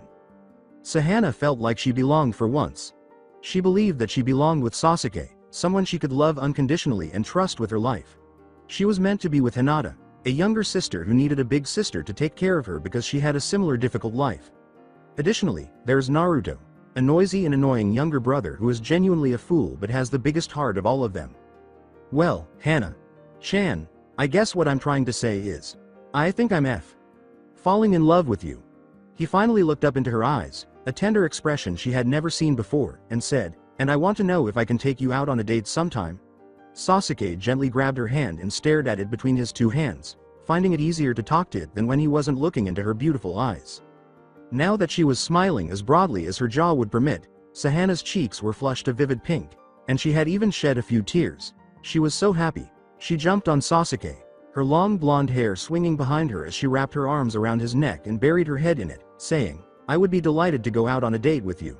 She was utterly stunned. We'll have one soon, how does that sound? Perfect. Knowing that Roki would soon vanish, Naruto had carved another scroll and left the following morning to send himself back to Wave alone. 2 days later, Hinata, Sasuke, and Hannah were standing in a deserted field, getting ready to transform Hannah into a magnificent kunoichi. As she assumed her own modified Jiyuken stance, Hinata questioned, You ready, Hannah? Nay? Okay, Hannah said, her tanned features hidden by a determined expression. She then assumed her own stance, which Hinata had never seen her adopt before. Okay, you're trying to land a hit on me, got it? All I'm going to do is dodge. This is strictly taijutsu, and every time you get a hit I'm going to slowly get harder. So, put everything into this. Okay. Hinata gave the woman a kind smile. Hannah remained in her own position and nodded. She was going to take advantage of the fact that Hinata had never seen her stance before. Because she learned everything on her own, Hannah operated on the battlefield in a different way than many others. Having never had a sensei, she took up the spider's fighting style after discovering a summoning contract with them. Hannah suddenly charged, sweeping her legs in the direction of Hinata's feet. Hinata leapt into the air, evading the attack as Hannah immediately threw all of her weight onto her arms. She then swung around again, lifting her legs again but altering the angle so that she could strike Hinata as she approached the ground, sending her tumbling backward a few steps. She jumped back up and charged again, smiling that she had managed to hit. She knew this was strictly taijutsu, so she resisted the urge to grab her venom-filled needle. When Hannah tried to hit Hinata in the lower abdomen, she was prepared and used her flexibility to twist around it before jumping back away. Hannah had used the thrust's force to swing her leg around in an attempt to knock Hinata off her feet, but she was just out of Hannah's reach and barely scraped the edge of her leg. Hannah's fighting style kept her close to the ground at all times, which Hinata had noticed was a pretty good move because it allows you to have total control over your movements and halt them at the last second. For an additional 25 minutes, Hannah continued to hit Hinata, surprising both Sasuke and Hinata, who had not anticipated Hannah's level of skill. "You were really good, Hannah." Hinata laughed. "I saw your hand twitch toward your needles a few times, and I could tell that if you used them, you could have had me paralyzed, effectively winning our spar. I only see one problem with your taijutsu, and that's your stamina. You were getting slower towards the end, but I can tell that you don't usually have a long fight, which would be because of your paralyzing venoms." Hannah grinned broadly at all the compliments and turned to face Sasuke, hoping to find out his thoughts. Sasuke nodded at her with a slight grin. "You have a great style in the way you stay close to the ground. You equally use your legs and arms for attacking, which is very rare in most shinobi but very useful. I agree with Hinata in the fact that you need a better stamina, but I was very impressed with what you have shown today." Hannah smiled broadly and flushed. "I'm impressed," running through her mind as she sat down beside Sasuke and Hinata on the ground. The 17-year-olds blushed as Hinata smiled and skipped off, content with the awkwardness she had left behind with the others. "We'll work on ninjutsu tomorrow, but for now, haven't you two got a date to get to?" she asked. Sasuke is left to turn to face Hannah. How did she know we were going on a date? Sasuke felt anxious. Naruto wasn't there to laugh and tell him that he understood exactly what Sasuke was going through while he watched him twitch with anxiety. Additionally, Hinata was tense because Roki had vanished an hour ago. In order to divert Hinata's attention from Naruto for a short while, Hannah asked Hinata to assist her in getting ready. Sasuke ran a hand through his hair, looked at his black jeans, and straightened his white button-up shirt once more. Once more. He was so anxious that he kept looking at the roses and daisies in the bench's bouquet. The knock on the door almost gave him a heart attack.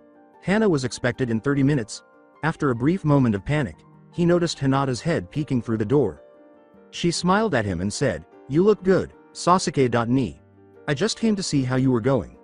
Hannah.ne is almost ready, and looking stunning, I might add." She laughed at Sasuke's blush and said, "Don't worry, you'll define." She gave Sasuke something quickly, raising his eyebrows in confusion as he looked at the yellow shirt in his hands. "It's for Hannah." Hinata laughed. "Give it to her and make her an official member of the group." The yellow shirt, which was nearly identical to Hinata's, caught Sasuke's attention. "She'll love it, but you should really give it to her yourself," Sasuke said with a smile to Hinata. She caught the look Sasuke was giving her and said, "And don't worry about me, I'll be fine. Naruto's alright, I just know it. And you of all people know that I don't like wallowing in silence." Hinata shook her head and said, "It would mean a lot more from you. Now have fun, Hannah's going to reach the door in about a minute." She then gave Sasuke a quick hug for good luck before going to Tazuna's to keep herself occupied and train in their backyard. With his shirt in a storage scroll and his bouquet in his hands, Sasuke approached and opened his door, intending to present it to her at the conclusion of their date. In order to avoid making Hannah wait for him to reach the door, he stood outside and looked around. He was so shocked by what he saw that he quickly stopped his jaw from dropping to the ground. Hannah was gorgeous, and Hinata was right. Sasuke also experienced an unexpected surge of pride for this girl. Additionally, Hinata chose a good color for Hannah's shirt. Hannah's immaculate tall yet graceful figure was accentuated by her pale yellow sundress. However, Sasuke wasn't interested in that. Because she usually wore her hair in a braid, Hannah wore it down in ringlets. It was lengthy, reaching her mid-back as she grinned and arrived at Sasuke's hotel room's front door. "Hey Sasuke-kun," she said with a warm smile. As he handed her the bouquet of roses and daisies, he smiled softly and said, "Hannah-chan," the first thing that sprang to mind when he saw her. "You look unbelievable." Although he was never good at compliments, he thought he was on the right track based on Hannah's blush. Hannah took his hand tenderly and said, "Where are we going?" With a smile. "Thank you, Sasuke-kun. You don't look too bad yourself." "I guess you'll find out, won't you?" Sasuke grinned as he led the way around a wave and arrived at their date's destination. When Hannah turned to face the stunning landscape where they would spend the rest of their date, her eyes grew wide. They were sitting on the verdant grass and the tall, graceful cherry blossom trees by the river, so close that you could see the great Naruto bridge from where they were. Hinata assisted Sasuke in preparing all of the food in the picnic basket situated in the center of the red and white checkered picnic blanket that he had already set up. As Hannah sat down next to him, still awestruck by the beautiful surroundings, she turned to Sasuke and grinned, saying, "Wow, this place is gorgeous." She was stunning, as evidenced by the way her chocolate eyes gleamed with delight as she surveyed her surroundings. He returned the smile. As he opened the picnic basket and said, "You hungry?" "Hinata helped me cook it, so it's gotta be edible." He winked, which made her laugh. She smiled at him and said, "Well, that's good," with a priceless expression on her face. While eating, the new couple chatted casually, grinning broadly, and lounging on the big picnic blanket. "Hey, Hannah-chan, I want to know more about you," Sasuke abruptly said. "You haven't told me much about what happened in your life before you showed up here. How did you learn to be a shinobi behind your father's back?" Hannah gave him a somewhat phony smile. In the end, she was willing to get closer to Sasuke, even though she didn't particularly enjoy the memories she would have to relive. "Well, the whole reason my training started was when I came across a summoning scroll in my father's vast library. It was the summoning contract of the spiders. I had learned basic chakra manipulation when I was young, by my mother before she died. She never told my father, because they were never close. He'd abuse her, hit her, but she stayed strong because she wanted to stay close to me. She made sure to teach me the basics before she committed suicide, and honestly, I don't blame her for it." Sasuke looked at her sympathetically.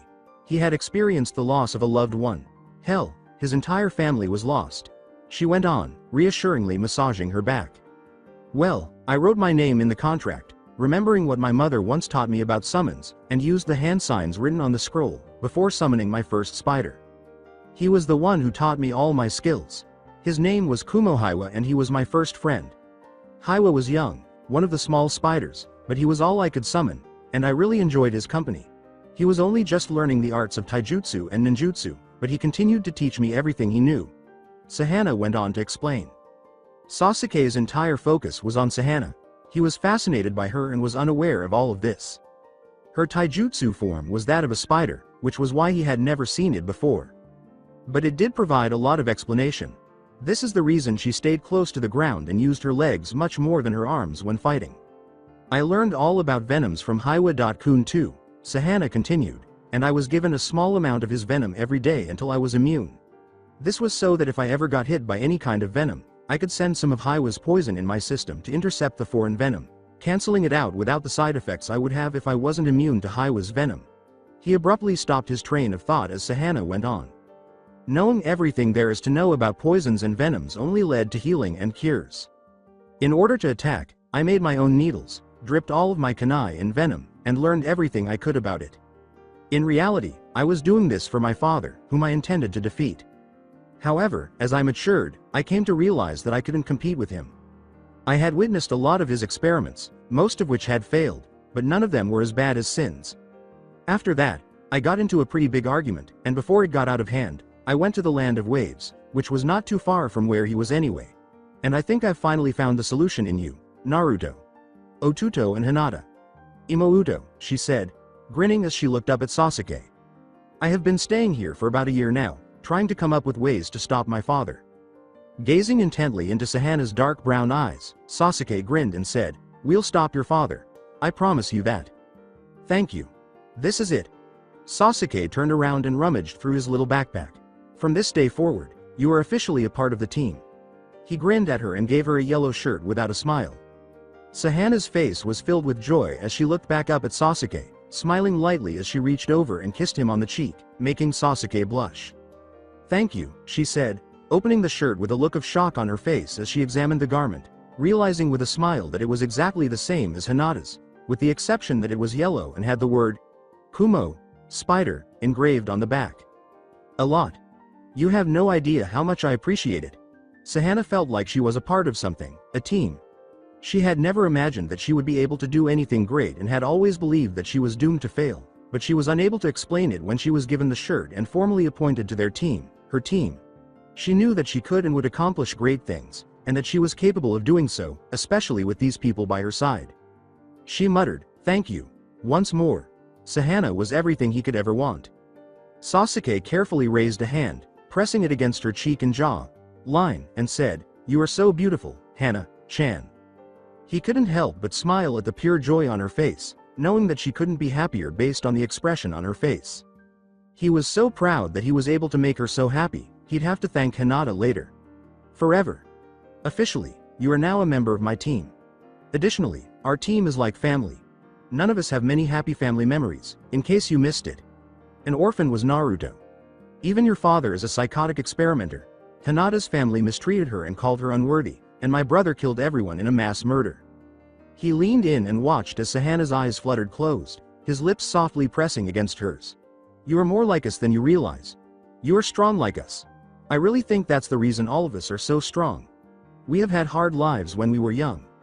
We have been through so many rough patches, hard times, and that has made us all stronger, emotionally stronger for being able to cope with all that. And physically stronger for being able to survive. We will make it, as a new family." Hannah was completely happy, and at last, she had a place to call home. No, not a family, not a house. 11 months into their journey, 2 months later, Sasuke and Hannah made every effort to divert Hinata's attention from the fact that Naruto had been absent for over 2 months. Even though she secretly knew he was still alive and hadn't heard from him, she still missed him terribly. Hannah took it upon herself to keep the conversation going because Sasuke wasn't much of a social person, and they made sure to train every day for extended periods of time. The three of them were currently lying on the grass in the center of the training field, breathing heavily from exhaustion and suffering from various scratches, burns, and bruises on their bodies. Through her pants, Hinata remarked, "You are so much better, Hannah." Hannah, who was also panting, answered, "Thank you. I can almost feel myself getting stronger, thanks to you too." Sasuke said, "HN." This word had many meanings in his vocabulary, but everyone knew that this specific HN roughly translates to, "You're welcome." At Tazuna's house, in the meantime, poof. As the sole occupant of the house, Tsunami turned to face the loud poofing sound emanating from the living room. She was slightly taken aback when she noticed a ninja standing in the center of her room, smiling to himself, wearing a dark orange jacket that she recognized. She smiled at the blonde ninja and said, "Naruto? I haven't seen you in months. I take it you finally finished your training?" Naruto simply kept grinning. "Yes. It's been way too long. Can you tell me where I can find my princess?" With a smile, Tsunami said, "Yes, she is training with Sasuke and Hannah out the backyard. And she has been missing you a lot, so you better go find her." "Thank you." Naruto left after saying that. As the three of them stood back up, Hannah said, "One more round?" With Hinata nodding in agreement, Sasuke said, "Okay, I think we are all out of chakra, so strictly taijutsu." That is, until they sensed someone racing toward the arena at breakneck speed. As the massive dust cloud approached, Sasuke, Hannah, and Hinata immediately assumed defensive positions. However, they found some solace in the fact that Sasuke was not faster than the person. Therefore, if this person was looking for a fight, that was an advantage. When Hinata froze in place, everyone turned to face her as she activated her Byakugan to see if she could identify the person approaching them. Hannah laughed at the way Hinata changed her stance to one that was about to be tackled to the ground. "Naruto-kun." Hinata whispered, but everyone heard her and grinned. Hinata had missed the sensation of being in Naruto's arms so much that she was shocked when it didn't feel like she had been struck by a truck and was gently thrown into the air. She looked down to see Naruto twirling her around the air before giving her a tight hug. "Wow. You're more beautiful than I remembered. I missed you so much." Naruto grinned at Hinata and kissed her forehead, holding on to her tightly as if she weren't complaining. Naruto always seemed to radiate warmth, and Hinata enjoyed the warmth she sorely missed by nuzzling his neck. She whispered into his neck, "I missed you too. So much." Before turning to face Sasuke and Hannah, Naruto grinned at her. Hey Teme, hey Hannah, good to see you two again. You finally a couple? He said. As Hannah flushed, Sasuke rolled his eyes at his brother with the blonde hair and said, yes, Dobi. Hannah grinned at Naruto and then down at the ecstatic Hinata in his grasp, saying, good to see you again Naruto. Oh Tuto. Naruto smiled and led the group to the small cafe they had visited several times. Well, now that I'm back, we have some planning to do. Over lunch? He said. Come on, let's go. We really need to plan this whole thing out. Before long, the four of them were seated in the small, well-known booth, Hannah and Sasuke on one side, Naruto and Hinata on the other, and 4 coffees on the table. Naruto took a sip of his coffee in a vaguely civilized way and then put it on the table, asking, so, how are we gonna do this? Sasuke warned everyone of the danger that lay ahead by saying, well, first thing we need to know. This will probably be the most dangerous thing we've ever been caught into. We need to take precautions, and have plans so we can be sure we all make it out okay. Okay, so we found out the easiest way to kill these bastards is to pin them up against each other. That wouldn't be too difficult, since it's easy to use their attitudes against them. Sasuke said in a loud voice. Yeah, Hannah replied, they have only one emotion each. One of the sins each are their only emotions. So we need to use that against them. They aren't stupid, but we just need to manipulate them, so their emotion controls them to attack each other. I don't think these sins are close, friendship-wise, because well, they're sins. They aren't exactly nice and polite to each other. So, we just need to use their dislike of each other against them. Hinata replied, yeah, like it would be easy to put gluttony and pride against each other, since they are both stuck up. Hinata mulled it over. They both think they are better than the other in some way. Gluttony is the indulgence of things such as food, or the excessive desire of food. So, we could tell gluttony that pride stole all his food, and tell pride that gluttony thinks himself better than pride, so he could be worthy of more food or something. Somehow, we need to use words to make them hate each other's guts until they start to attack each other. Hinata gave a nod. Hannah looked up to them both, yeah, and wrath and lust, we could put them against each other too. Once we have the 4 of them out, we can work on the others, bending their emotions to our will. And Naruto, you would be really good at putting them against each other, because you are loud and easily annoy people. Hey, I'm not annoying. But it's a good thing this time, Naruto-kun. Hinata laughed and gave him a cheek kiss, saying, you'll help us immensely. With a sly smile, Sasuke turned to face them and said, so. Securing his kunai pouch and sword, Sasuke questioned, so, everyone ready to move out? With an enthusiastic smile, Naruto said, yeah, let's kick some ass. Hannah laughed and said, remember the plan, Oto. With a nod, Hinata said, let's just get this over with. Outside a big, deserted lodge, Sasuke, Hannah, Naruto, and Hinata were huddled in the bushes. Suhiko likely chose this precise location for his experiments in order to keep people out of the tiny, somewhat dangerous entrance. The door was missing, and the bark was chipping off, giving the impression that it would collapse at any moment. When Hannah gave Hinata a quick tap on the shoulder, she nodded in comprehension and turned on her Byakugan to explore the cave. It's a lot larger than it looks, said Hinata. It's thin, but very long with 3 rooms. Most of it's just one long hallway. The hallway is approximately 20 meters long, which goes into the cave behind the lodge, and there are 3 large consecutive rooms after that in the cave. I can't see anyone inside, but I know they're there, since I can sense a high-level genjutsu on the last 2 rooms. Hinata breathed a sigh of relief. Naruto smiled as they all crept through the lodge's entrance, saying, let's do this. Unfortunately, a loud crash was heard just a few moments after they had all entered. As they turned to face the sound, they discovered that their escape was blocked by a rock formation that had fallen from the ceiling. Shit. Swore Naruto. Be on your guard, because they must be aware of our presence, Sasuke told everyone. Well, Hannah said resolutely, there's no going back now. With a smile, Hinata said, let's do this. Remember to keep with the plan, I will take gluttony, just remember to say things to get on their nerves, to make them hate the other. Sasuke gave instructions. Hinata replied, I'll take pride. I have liked in the Hyuga compound for 13 years. I think I know a little about playing with a proud man's emotions. Lust is all mine. I have a score to settle with that bastard. Plus, I could use his blood. Lust against him, Naruto said as he swiftly selected his opponent.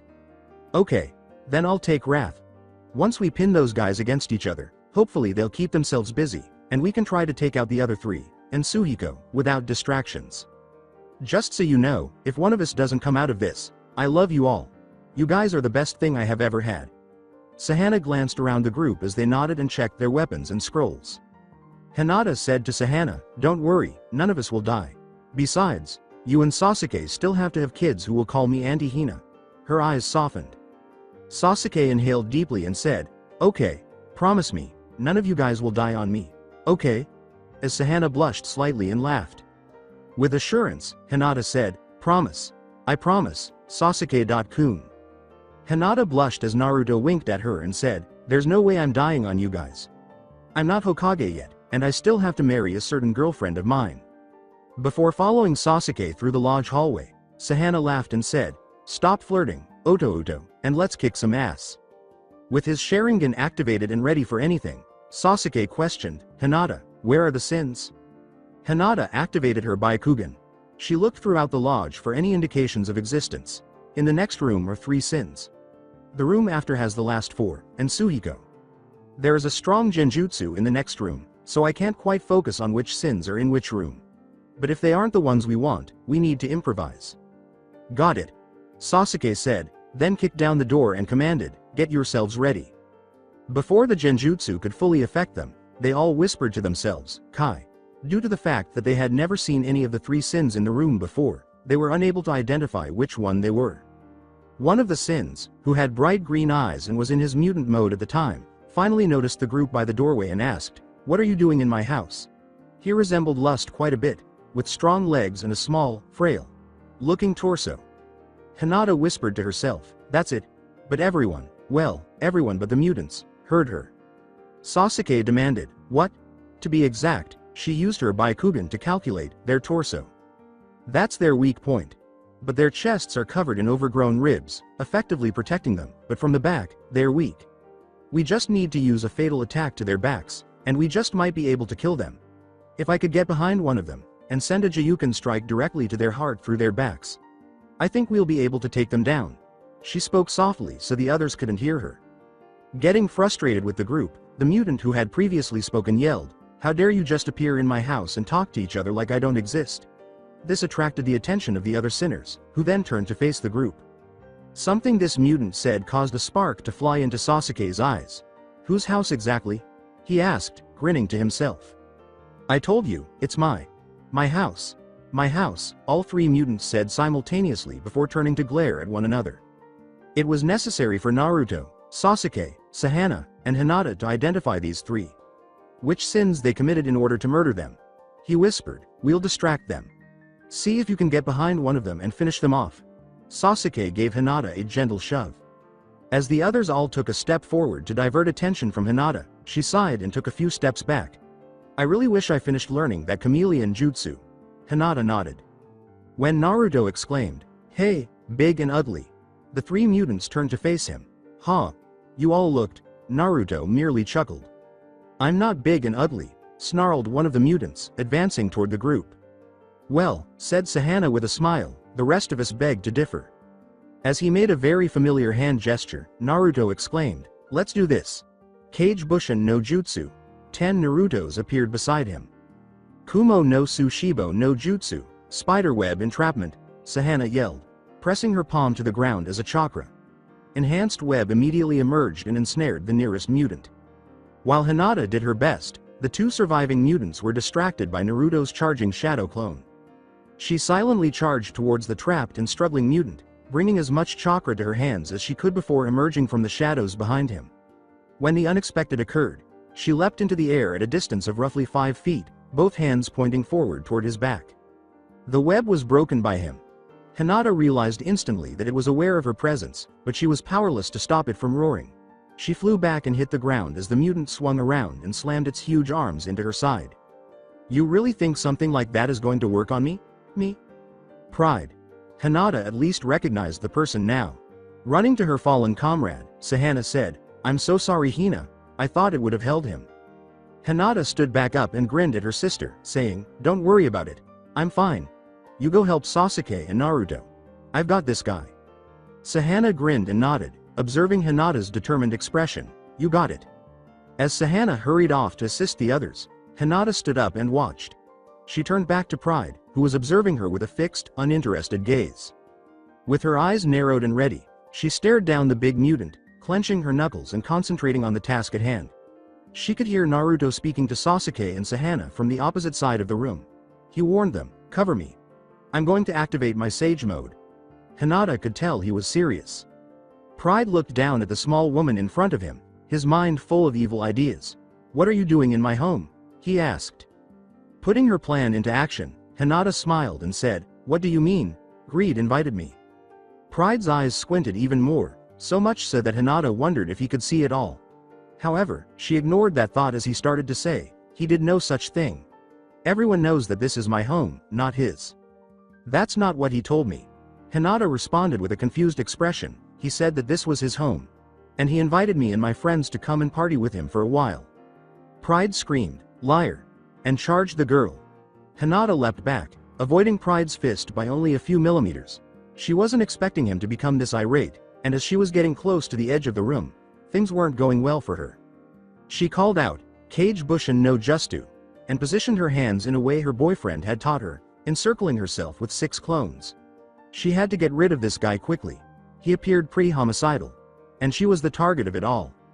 Silent and with his eyes closed, Naruto focused on the environment and the energy that permeates all living things.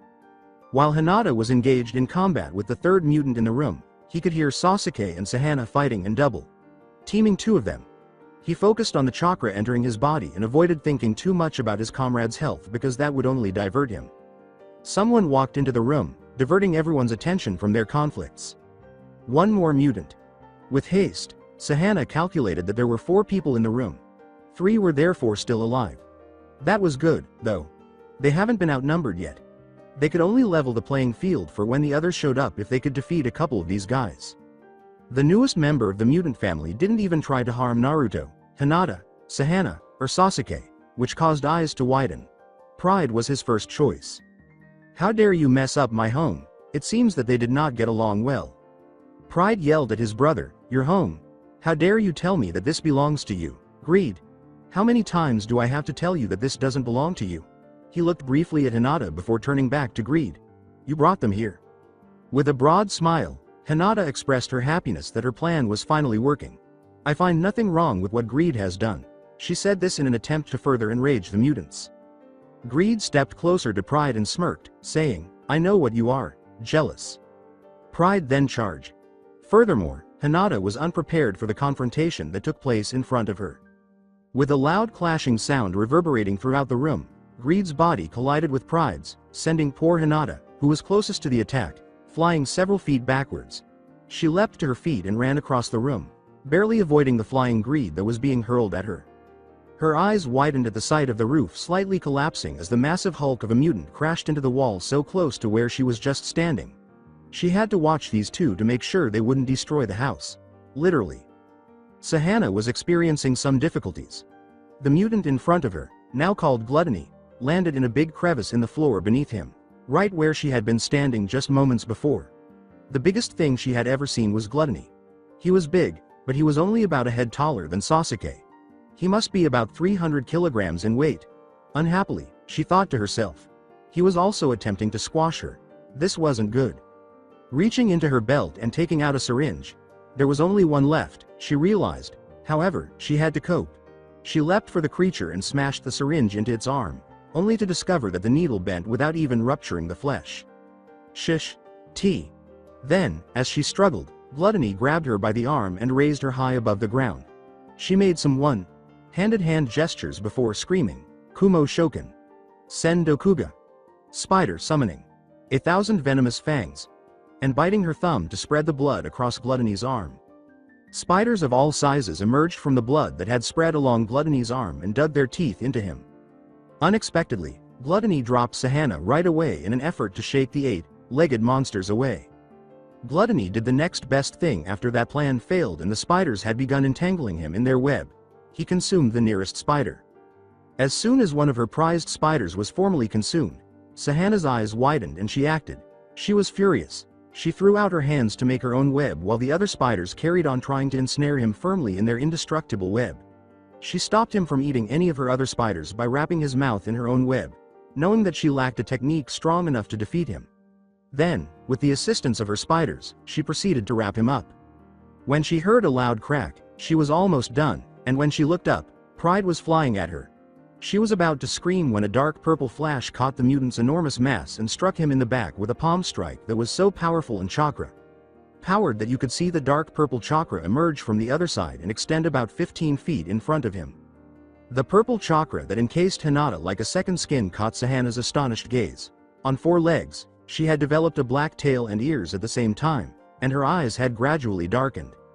When Hinata sent her a wolf-like grin, Sahana nearly burst out laughing, but before she knew it, Hinata had taken off after Greed, who was lying face down on the ground, defeated.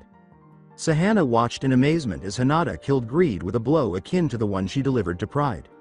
She turned back to face the mutant, but to her surprise, it had a long arrow protruding from its back, and it was falling to the ground like a tree with its axe. She smiled as she saw Naruto smile at her, his now yellow eyes glimmering with anticipation as the dead mutant fell and all the spiders fled back to Sahana. With Sahana not far behind him, Naruto smiled at her as he and Hinata ran to where Sasuke was using a sword to finish Envy. Sasuke turned to his friends and grinned, saying, 4 down.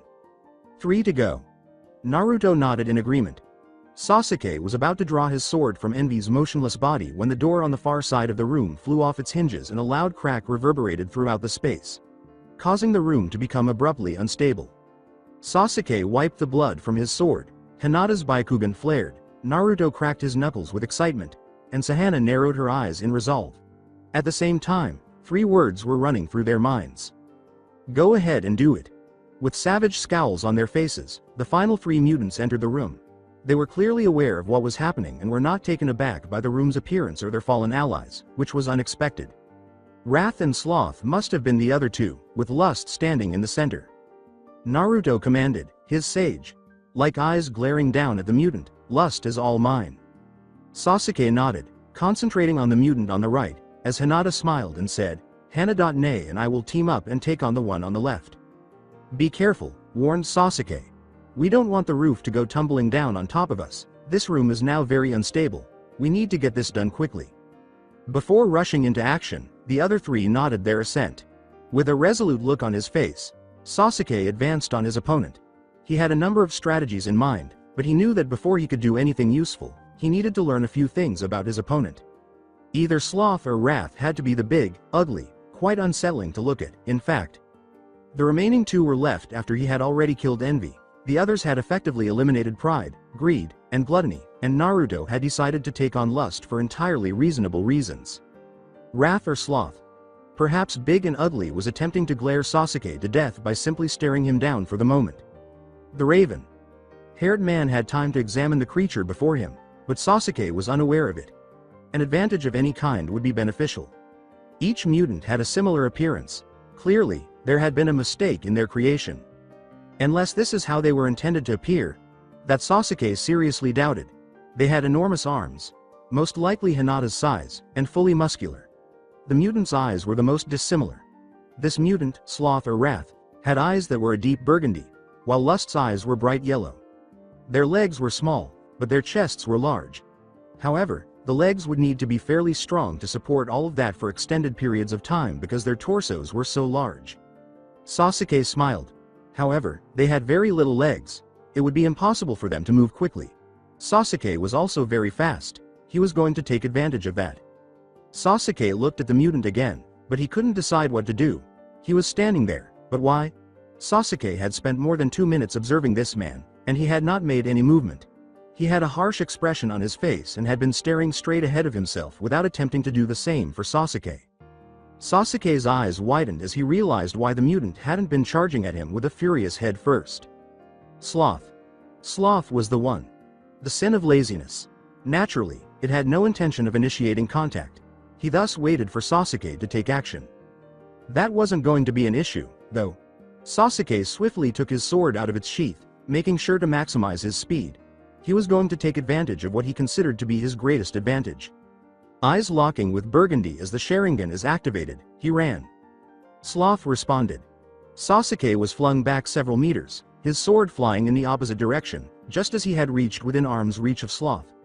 Sasuke fell to the ground, stunned. Sloth hadn't moved at all. Sloth was standing exactly where he had been, as if he had not moved an inch, and he was staring back up at the mutant. Sasuke, however, was wiser. He had been struck in the chest by a powerful arm that felt like it nearly weighed 3 tons. Sasuke, however, could see from Sloth's legs that he would not be able to move quickly. He may not have used his legs, though. All he needed to do was wait for Sasuke to approach so he could swing his arms and knock him down, since he was too indolent to do much else. Sasuke's eyes narrowed. This would be harder than he had anticipated. In contrast, Naruto was insane. No, it wasn't quite mad. Furious. Yes, that word was more appropriate. Lust was about to be killed. Slaughtering might be considered excessive by some. Killed. That's reasonable enough, but killing? Naruto squinted his eyes. Now there was no choice but to slaughter. Yellow eyes met yellow. Sage looks down on mutants. Both were glaring through one another, both dangerously dark. Lust's deep, erratic voice said, "Of all those girls, she's the only one I didn't get." The words caused Naruto to shudder inwardly as he considered how many girls he had raped and killed, only to quickly regret the idea. One of them might have been Hinata.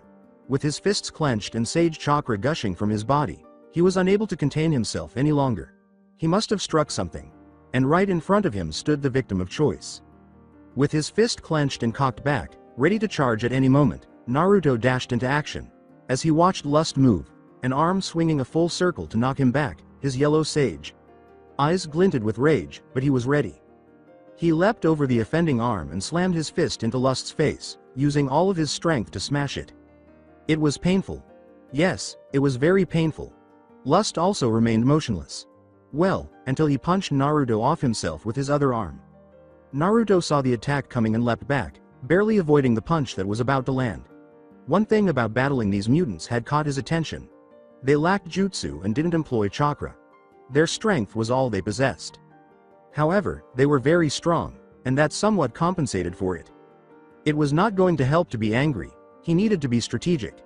Hell, he was hardly able to do anything of the sort, let alone understand what strategic meant. When you needed Shikamaru or Sasuke, where were they? When Naruto realized his knuckle wasn't broken in any way, he grinned to himself and sighed as he clenched and unclenched it. Naruto had to approach this entirely differently because Lust was so well protected by his bone and muscle structure. He needed ruthless bone. Breaking strength because taijutsu would be of no use to him, and he had to reach Lust's upper back somehow. He knew how to do that now. He raised his hands in front of himself and made a very familiar hand gesture with them. "Kage Bushin no Jutsu," he exclaimed, accompanied by 10 Narutos who were poofing in a cloud of smoke. With both hands open and Naruto's strongest move spinning on 20 hands, 10 sets of yellow, sage induced eyes stared down Lust. The Rasengan. Cruel? Yes, Naruto was going to be vicious. All 10 Narutos moved simultaneously, forming a circle around Lust with Rasengans blazing without any apparent instructions.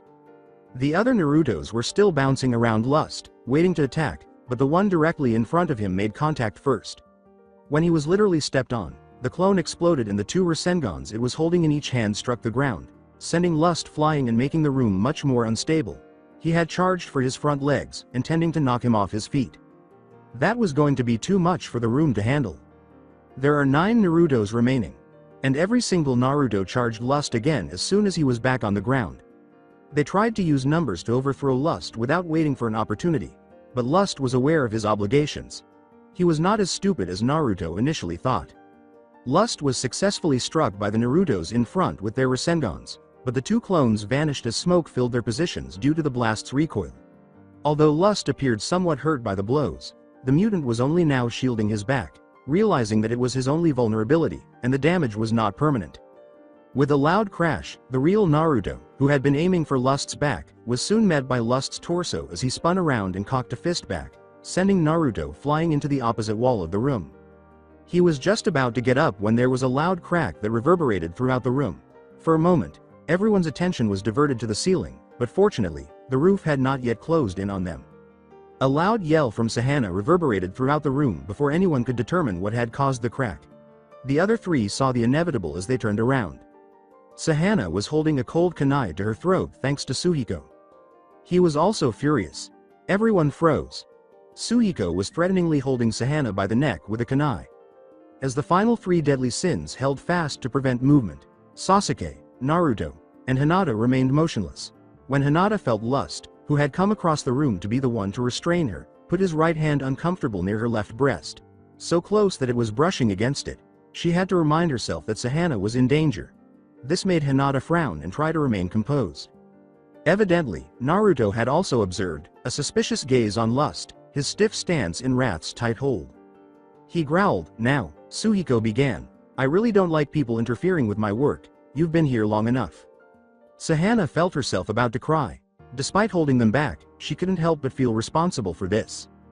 Naruto, Sasuke, and Hinata would all be safe if she didn't allow her father to seize her.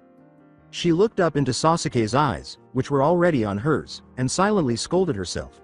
She caught a spark in his eye just as she was about to mouth the words, "I'm sorry." She knew that he would sacrifice himself for her. That was how much he loved her. However, she refused to let him perish. Any of them perish as a result of her foolish error. Before remembering her last syringe on her belt, she searched the room for anything she could use. She just needed a diversion now. As Hinata stood before Lust, his arms encircling her in a way that made her uneasy, she tried desperately not to flinch. His hand had edged up while she was being held, and she didn't like it, so she remained motionless to prevent him from moving. She turned to face Hannah, who was, for some reason, scanning the room, possibly in search of something. That is, until Hinata froze when she felt something harden against her back thigh. By holding her, he was becoming aroused. In all honesty, she was afraid for a moment before she realized she couldn't handle it any longer. She whimpered a little and decided she had to get as far away from him as she could.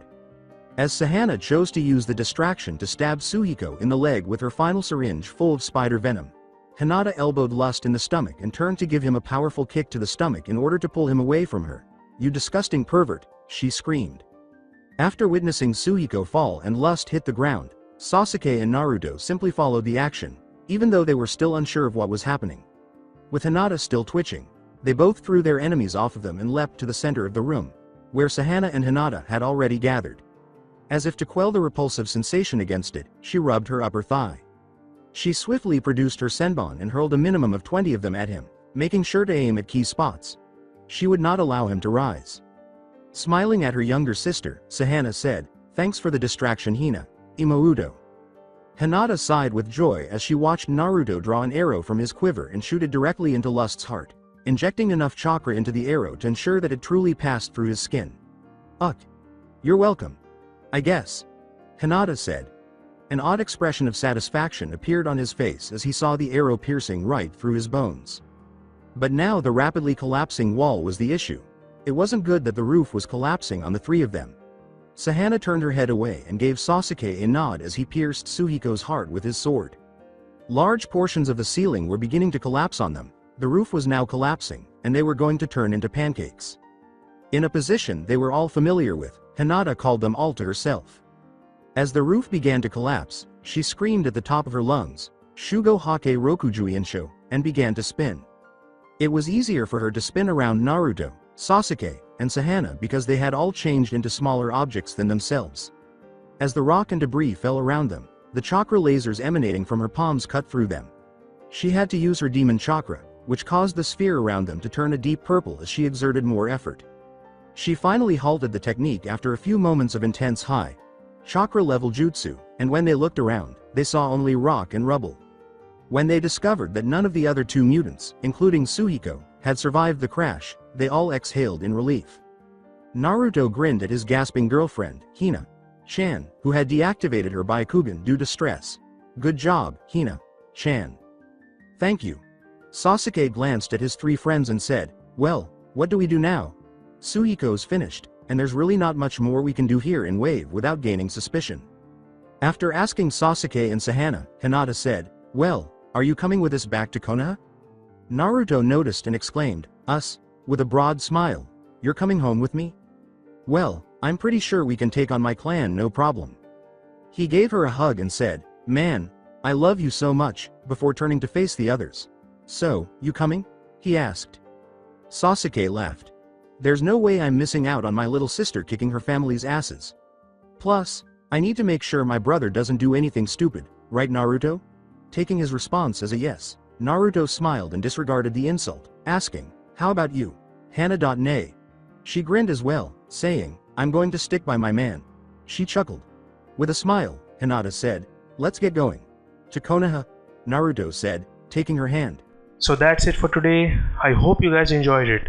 Don't forget to like, share and subscribe to the channel for more awesome stories like this. Thank you. See you all in my next video.